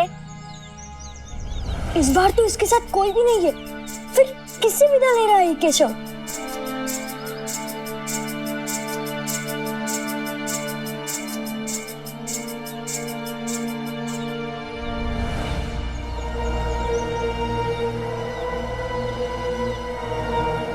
इसका मतलब ये पागल है।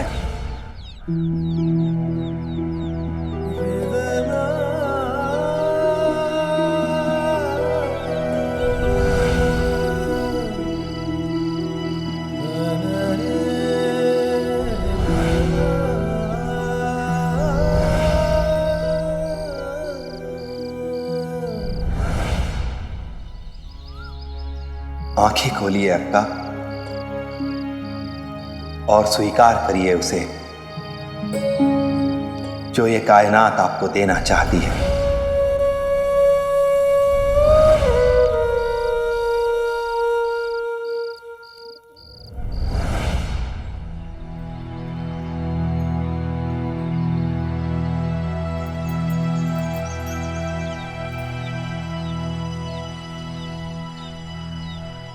आत्या बाई, कावेरी के घर जा रही हूँ मैं, रजाई बनवानी है उसे। आप चलेंगे मेरे साथ?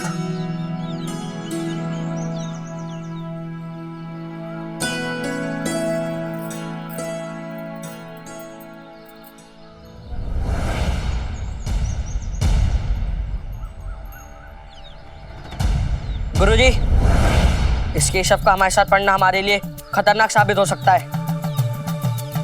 हाँ गुरुजी, ये पागल है, पागल। मैं पागल नहीं हूँ गुरुजी, मैं साई के साथ बात कर रहा था। ये साई कौन है? साई मेरे दोस्त है और वो शिरडी में रहता है। देखो केशव, यहाँ बहुत से छात्र अपना परिवार छोड़कर पहली बार आए हैं, लेकिन इसका मतलब ये नहीं है बेटा कि तुम काल्पनिक मित्र बना लो। पर गुरुजी, साई मेरी कल्पना नहीं है, वो सच में है।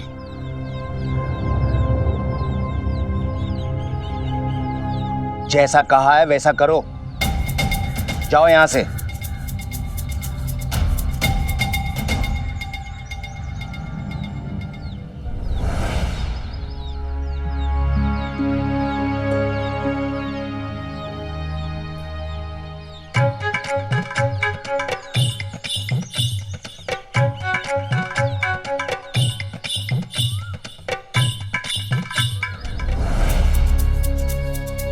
भिक्षा दे माई।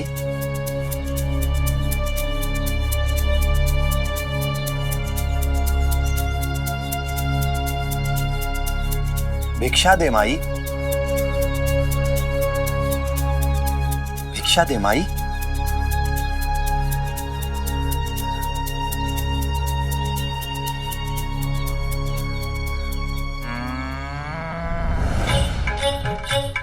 अंता जी, आप यहाँ माखन खाने बैठे हैं? जल्दी चलिए, कुछ दिखाना है आपको। चलिए।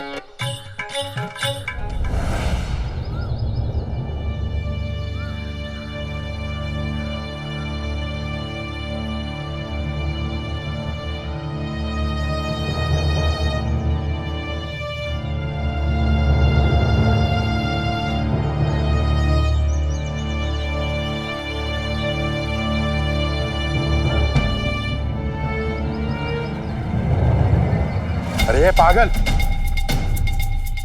छोड़ मेरा माखन। इससे पहले कि ये मुझ पे कुछ उठा के फेंके, मुझे इसे पकड़ना होगा।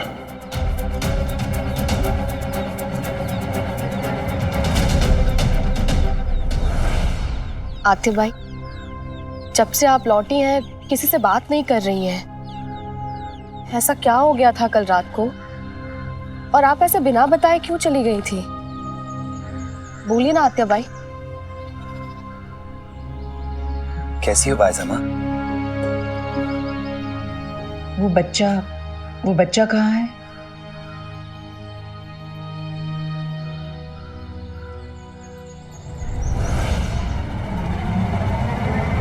रहने दो, मैं ही ढूंढती हूँ उसे। चलो साई, उसे ढूंढते हैं।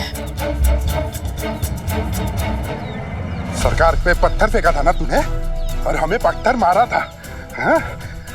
आज मेरा मक्खन चुरा के खा रहा है। आज तुझे दंड दे के रहूंगा।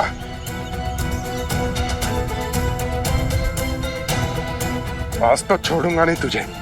तो दिन सरकार को पत्थर मारा और आज मेरा माखन खा गया, हाँ? ए दुष्ट, क्या कर रहा है? बच्चे को मार रहा है। हट हट। अरे कैसे बांध के रखा इसे? कौन मार रहा था इसे? ये अभी अभी यहाँ था, भाग गया। आप लोगों ने नहीं देखा? अरे तुम तो वही थे दुकान में, तुमने तो देखा होगा ना। कौन था वो? देखो किस तरह बांध कर मार रहा था इस बच्चे को। तुम लोग कुछ कर भी नहीं रहे थे।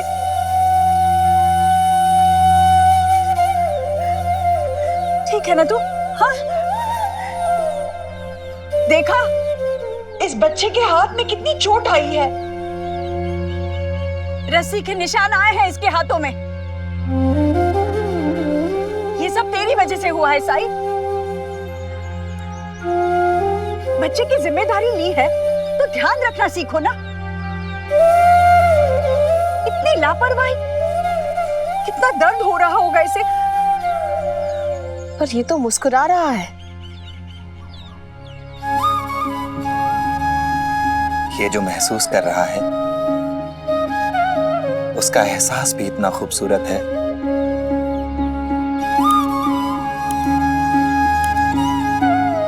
कि दर्द भी मुस्कुराने की वजह बन गया है।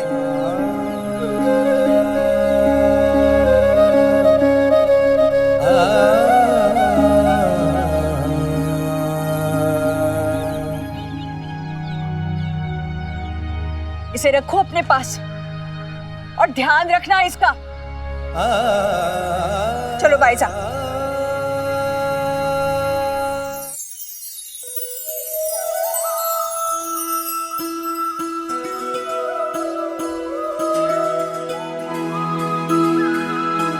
साईं, ये पत्र मेरी माँ को दे दीजिएगा।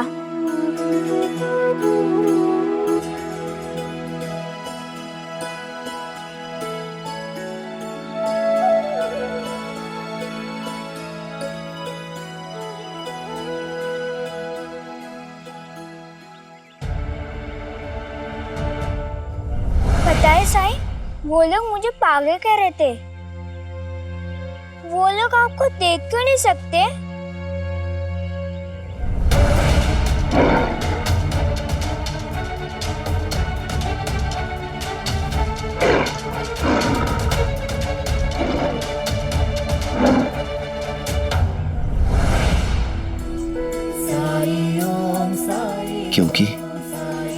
क्योंकि तुम अंतर्मन से, हृदय से पुकारते हो मुझे, और वो मुझे दिल से नहीं पुकारते, इसलिए मैं उन्हें नजर नहीं आता।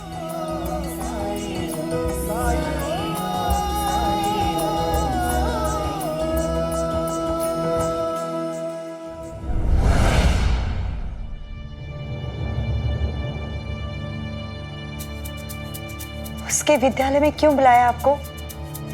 कहिए ना, क्या हुआ है? यहाँ बैठे बैठे थोड़े ही पता चलेगा रुक्मिणी, वहां जाना पड़ेगा ना। हो सकता है केशव किसी संकट में हो,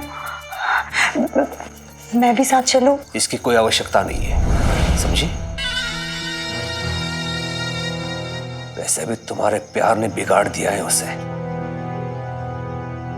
मेरा पुत्र किसी भी स्थान पर सामंजस्य से बैठा नहीं पा रहा। मेरे जाने की तैयारी करो अविलंब।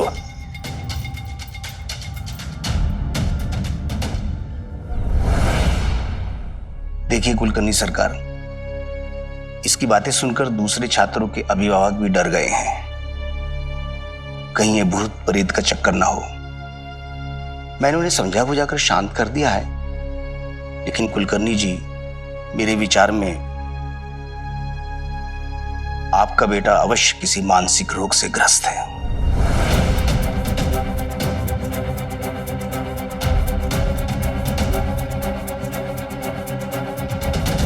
अगर आपको विश्वास ना हो तो आप इसी से पूछ लीजिए। इसी ने बताया कि इसका दोस्त है जो केवल इसे ही नजर आता है और उससे मिलने ये जंगल की तरफ निकल जाता है। उसने बताया कि वो शिरडी में रहता है, वो साईं।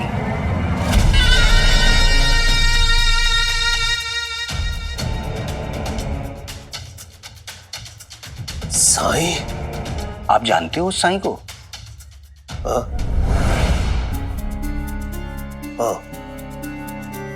एक है ढोंगी, गांव के बाहर रहता है, लेकिन आप चिंता मत कीजिए, मैं समझा दूंगा इसे। माँ, आप क्यों नहीं आई पिताजी के साथ?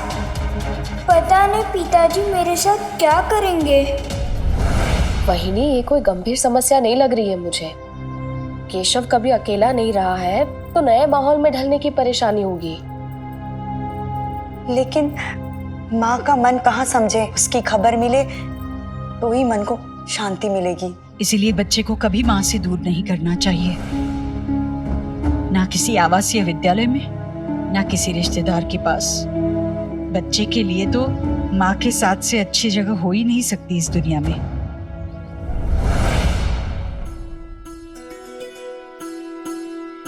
कैसे हो तात्या? अच्छा हूँ, और केशव भी अच्छा है।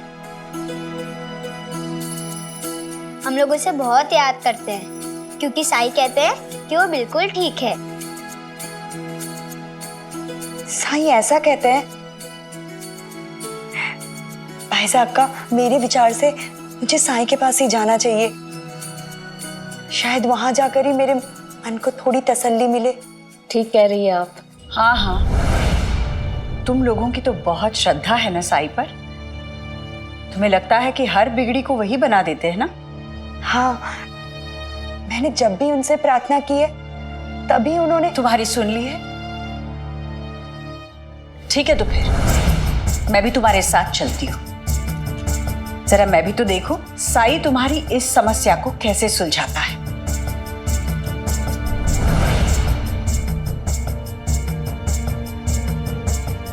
हाँ चलिए।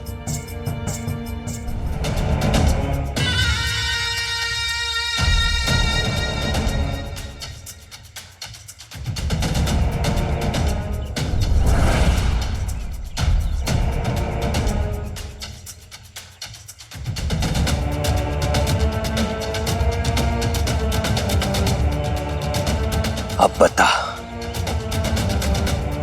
किससे बातें करता है तू? उसे बुला यहाँ पे, मैं भी देखना चाहता हूं कौन है वो। बुला। हाँ है वो, उसे कहो मेरे सामने आए।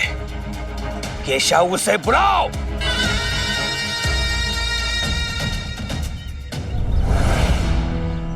केशव, मैं तुम्हारी शिक्षा पर इतना धन व्यय कर रहा हूं, किस लिए? साई जैसे पाखंडियों पर आस्था रखने की तू मूर्खता करता रहे, इसके लिए? क्या हो क्या गया है तुम्हें केशव? और वो साई तुमसे मिलने आता है हर दिन? शिरडी से यहां बिना रुके घोड़े को दौड़ाते हुए पहुंचा हूं, तो यहां पहुंचने के लिए मुझे आधा दिन लगा, आधा दिन।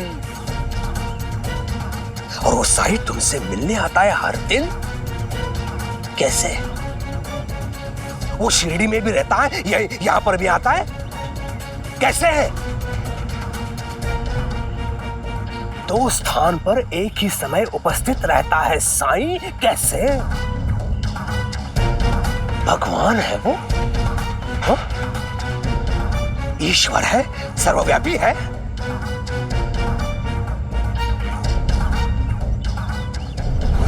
पिताजी, मैं झूठ नहीं बोल रहा हूँ।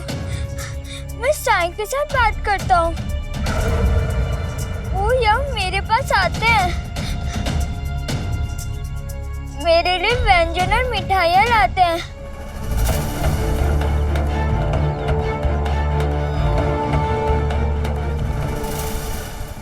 केशव दूसरे बच्चों की तरह साहसी, निडर और शक्तिशाली नहीं है साई। उसे वहां अगर कोई परेशान कर रहा होगा तो वो डर जाएगा, घबरा जाएगा। किसने कहा कि केशव में साहस नहीं है? उसमें शक्ति नहीं है? उसमें शक्ति है, क्योंकि शक्ति कई तरह की होती है। आस्था भी तो एक शक्ति है। केशव के हृदय में आस्था भरी है, और वही आस्था उसे उन परिस्थितियों में शक्ति देती है जिन परिस्थितियों में बलवान व्यक्ति भी घबरा जाते हैं। केशव के संदर्भ में कोई निर्णय लेने से पहले हमें तथ्यों को अच्छी तरह से जांचना परखना होगा। हमको प्रमाण चाहिए। उन बच्चों की सूचना के आधार पर हम उसके ऊपर कार्रवाई नहीं कर सकते।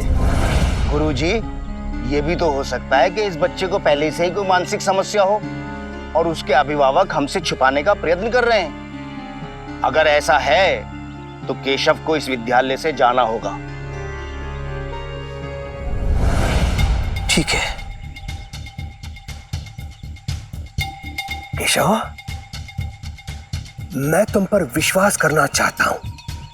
हाँ, मैं भी देखना चाहता हूं कि मेरा पुत्र किसी मानसिक रोग से ग्रस्त है या नहीं।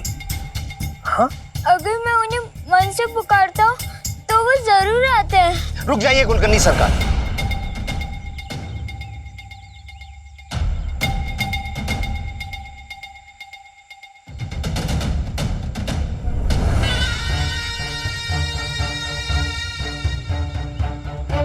हमें एक बार केशव की बात मानकर देख लेनी चाहिए।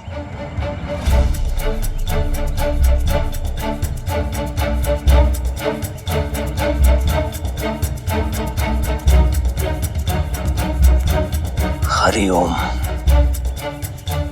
जाओ अपने साईं को बुलाओ, हम लोग यहीं हैं।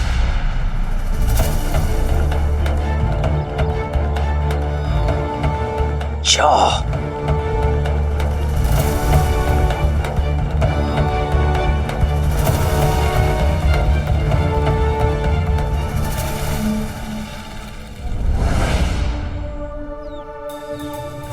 बुरी बात। ढोंगी कहीं का। बच्चा मिट्टी में हाथ डाल रहा है, इसे प्रवचन से फुर्सत ही नहीं है। नर्मदा से सुना था मैंने इस बच्चे के बारे में। भगवान ऐसे बच्चों को कष्ट और परेशानियां भोगने के लिए पृथ्वी में क्यों भेजते हैं? मैं घर जाकर इसके लिए कुछ भोजन और केशव के कुछ पुराने कपड़े भेज दूंगी। क्यों? भिखारी है क्या ये? किसी के उतरे हुए पुराने कपड़े क्यों पहनेगा ये? आपको इसकी चिंता करने की जरूरत नहीं है।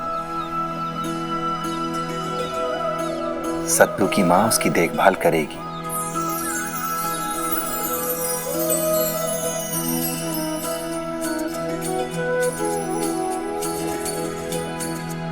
और हाँ, आपको केशव की चिंता करने की भी जरूरत नहीं है। भगवान कृष्ण हैं उसके साथ। तू तो भगवान कृष्ण की रट इस तरह लगाए रखता है, इतने विश्वास से कहता है कि सभी समस्याओं का हल बस उसी के पास है। एक बात बता, रुक्मिणी के बेटे की आस्था भगवान कृष्ण पर ही है। वहां आवासीय विद्यालय में जब उसे भूख लगेगी तो क्या कान्हा खुद उसे भोजन खिलाने आएगा? जब वो संकट में होगा तो क्या वो बचाने आएगा उसे? इस प्रश्न का उत्तर तो केशव ही दे सकता है आपको। साईं! साईं! आइए साईं! साईं! साईं! साईं! साईं!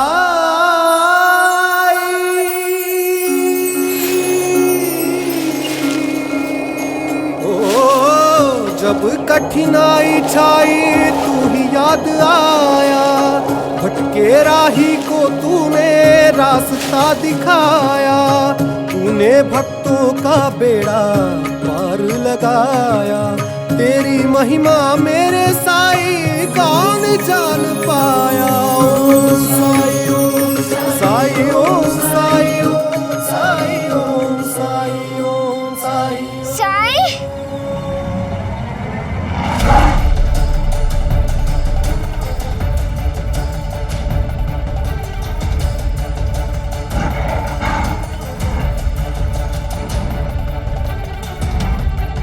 केशव!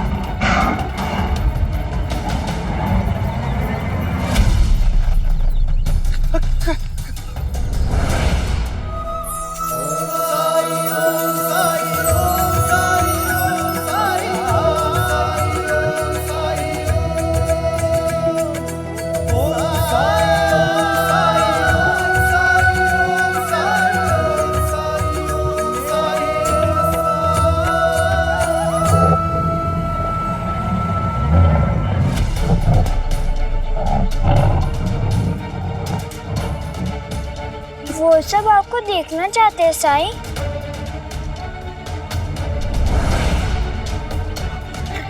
केशव, मेरी बंदूक है, बंदूक लाओ। अरे घबराइए मत सरकार।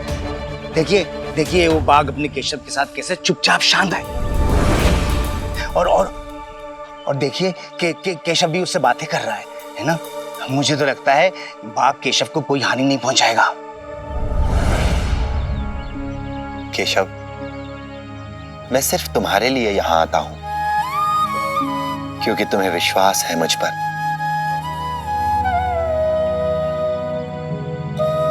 केशव इस बाघ से बात क्या कर रहा है? लेकिन आप उन्हें दिखाई नहीं देंगे तो वो फिर मेरा मजाक उड़ाएंगे।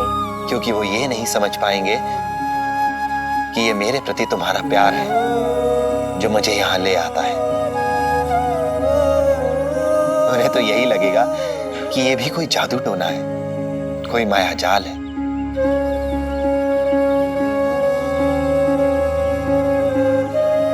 तुम्हारे पिता एक बार तुम्हें मुझसे दोस्ती रखने की सजा दे चुके हैं।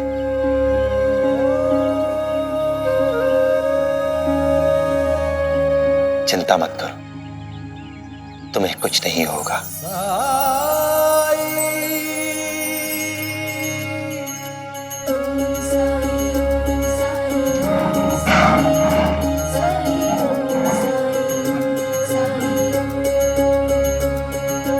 अल्लाह मालिक।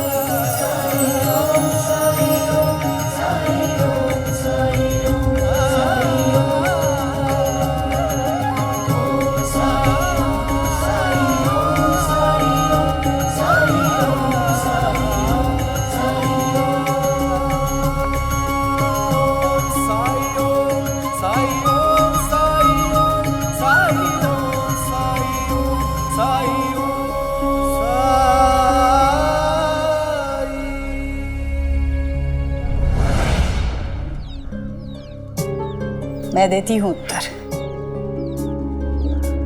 ये देखो, देखो ये।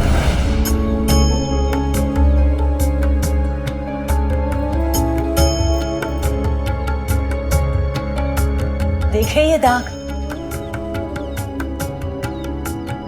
ये पुराने घाव के दाग है। ये घाव कैसे हुए बताऊं? मेरी मन्नत पूरी करने के लिए कि मेरा बेटा ठीक हो। मैं पैरों के बल नहीं, साष्टांग प्रणाम करके कदम दर कदम पहाड़ी के मंदिर पर गई थी। क्यों? क्योंकि मुझे लोगों ने यह विश्वास दिलाया था कि अगर मैं ऐसा करूंगी तो भगवान मेरे शंकर को ठीक कर देंगे। और वही विश्वास लेकर मैं एक मंदिर से दूसरे मंदिर, दूसरे मंदिर से तीसरे मंदिर, कदम दर कदम साष्टांग प्रणाम करके चली गई। अपने घाव ठीक होने का इंतजार भी नहीं किया मैंने। पर क्या हुआ? क्या उसने मेरे शंकर को ठीक किया? उसने मेरी सुन ली? उसे सुनाई देता भी है? क्या वो है भी? और अगर है तो उसने मेरी उपेक्षा क्यों की? मेरी ही क्यों? साई!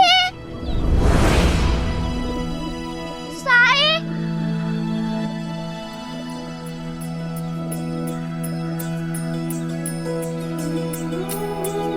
उस दिन मेरे पास कुछ भी नहीं था ना तुम्हें देने के लिए, लेकिन आज है।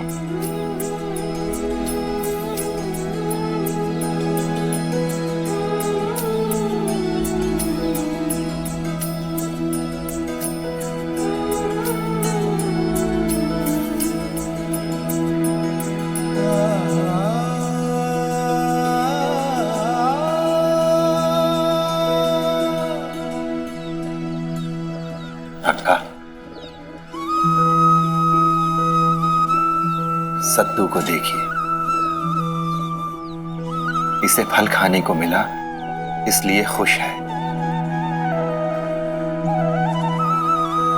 इसने ये नहीं पूछा कि मैं ही क्यों। लक्ष्मी को देखिए, जब इसके सारे दोस्त सत्तू के लिए कुछ ना कुछ लाने की दौड़ में व्यस्त थे, होड़ लगी हुई थी सब में, उस समय लक्ष्मी ने यह नहीं सोचा कि मैं क्या लाऊं, क्योंकि वो जानती थी कि उसके घर में सत्तू को देने लायक कुछ नहीं है। लेकिन इससे इसे कोई फर्क नहीं पड़ा।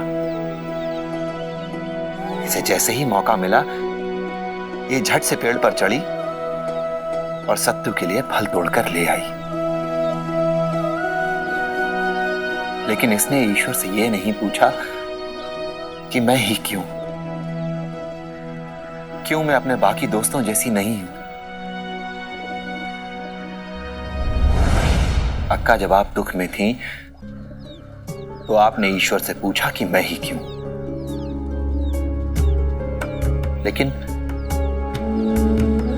लेकिन जब आपके जीवन के सबसे सुखी दिन थे, जब आपका विवाह हुआ था एक संपन्न परिवार में, जब आप मां बनी थी, तब क्या आपने ईश्वर से पूछा कि मैं ही क्यों? बताइए।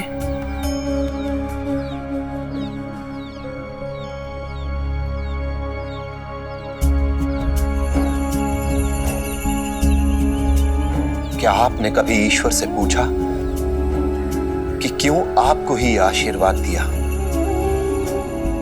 जबकि इस संसार में बहुत से लोग हैं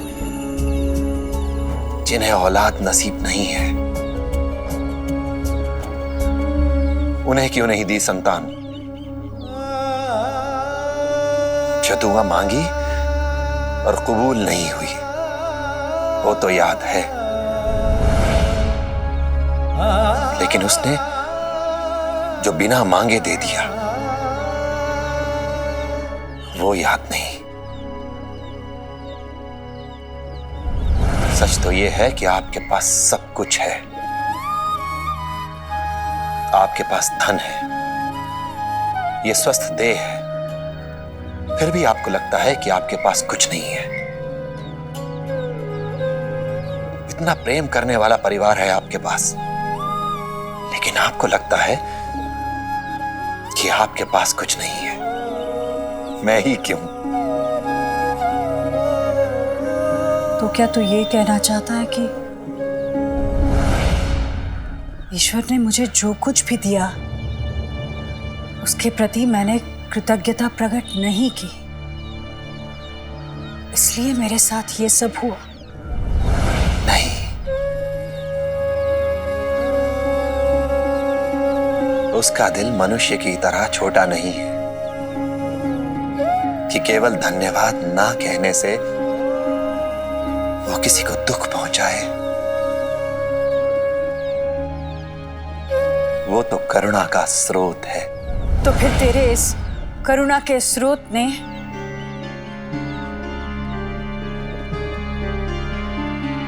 इस बच्चे को क्यों जन्म दिया? क्या योजना है उसकी इसके लिए कि वो जीवन भर किसी का आश्रित बनकर बना रहे, किसी पर निर्भर रहे? वाह रे, क्या इसी को तुम करुणा कहते हो? करुणा है, बिल्कुल है। इसीलिए उसने आपको सत्तू से मिलवाया, क्योंकि सत्तू के पास मां नहीं है और आपके पास संतान।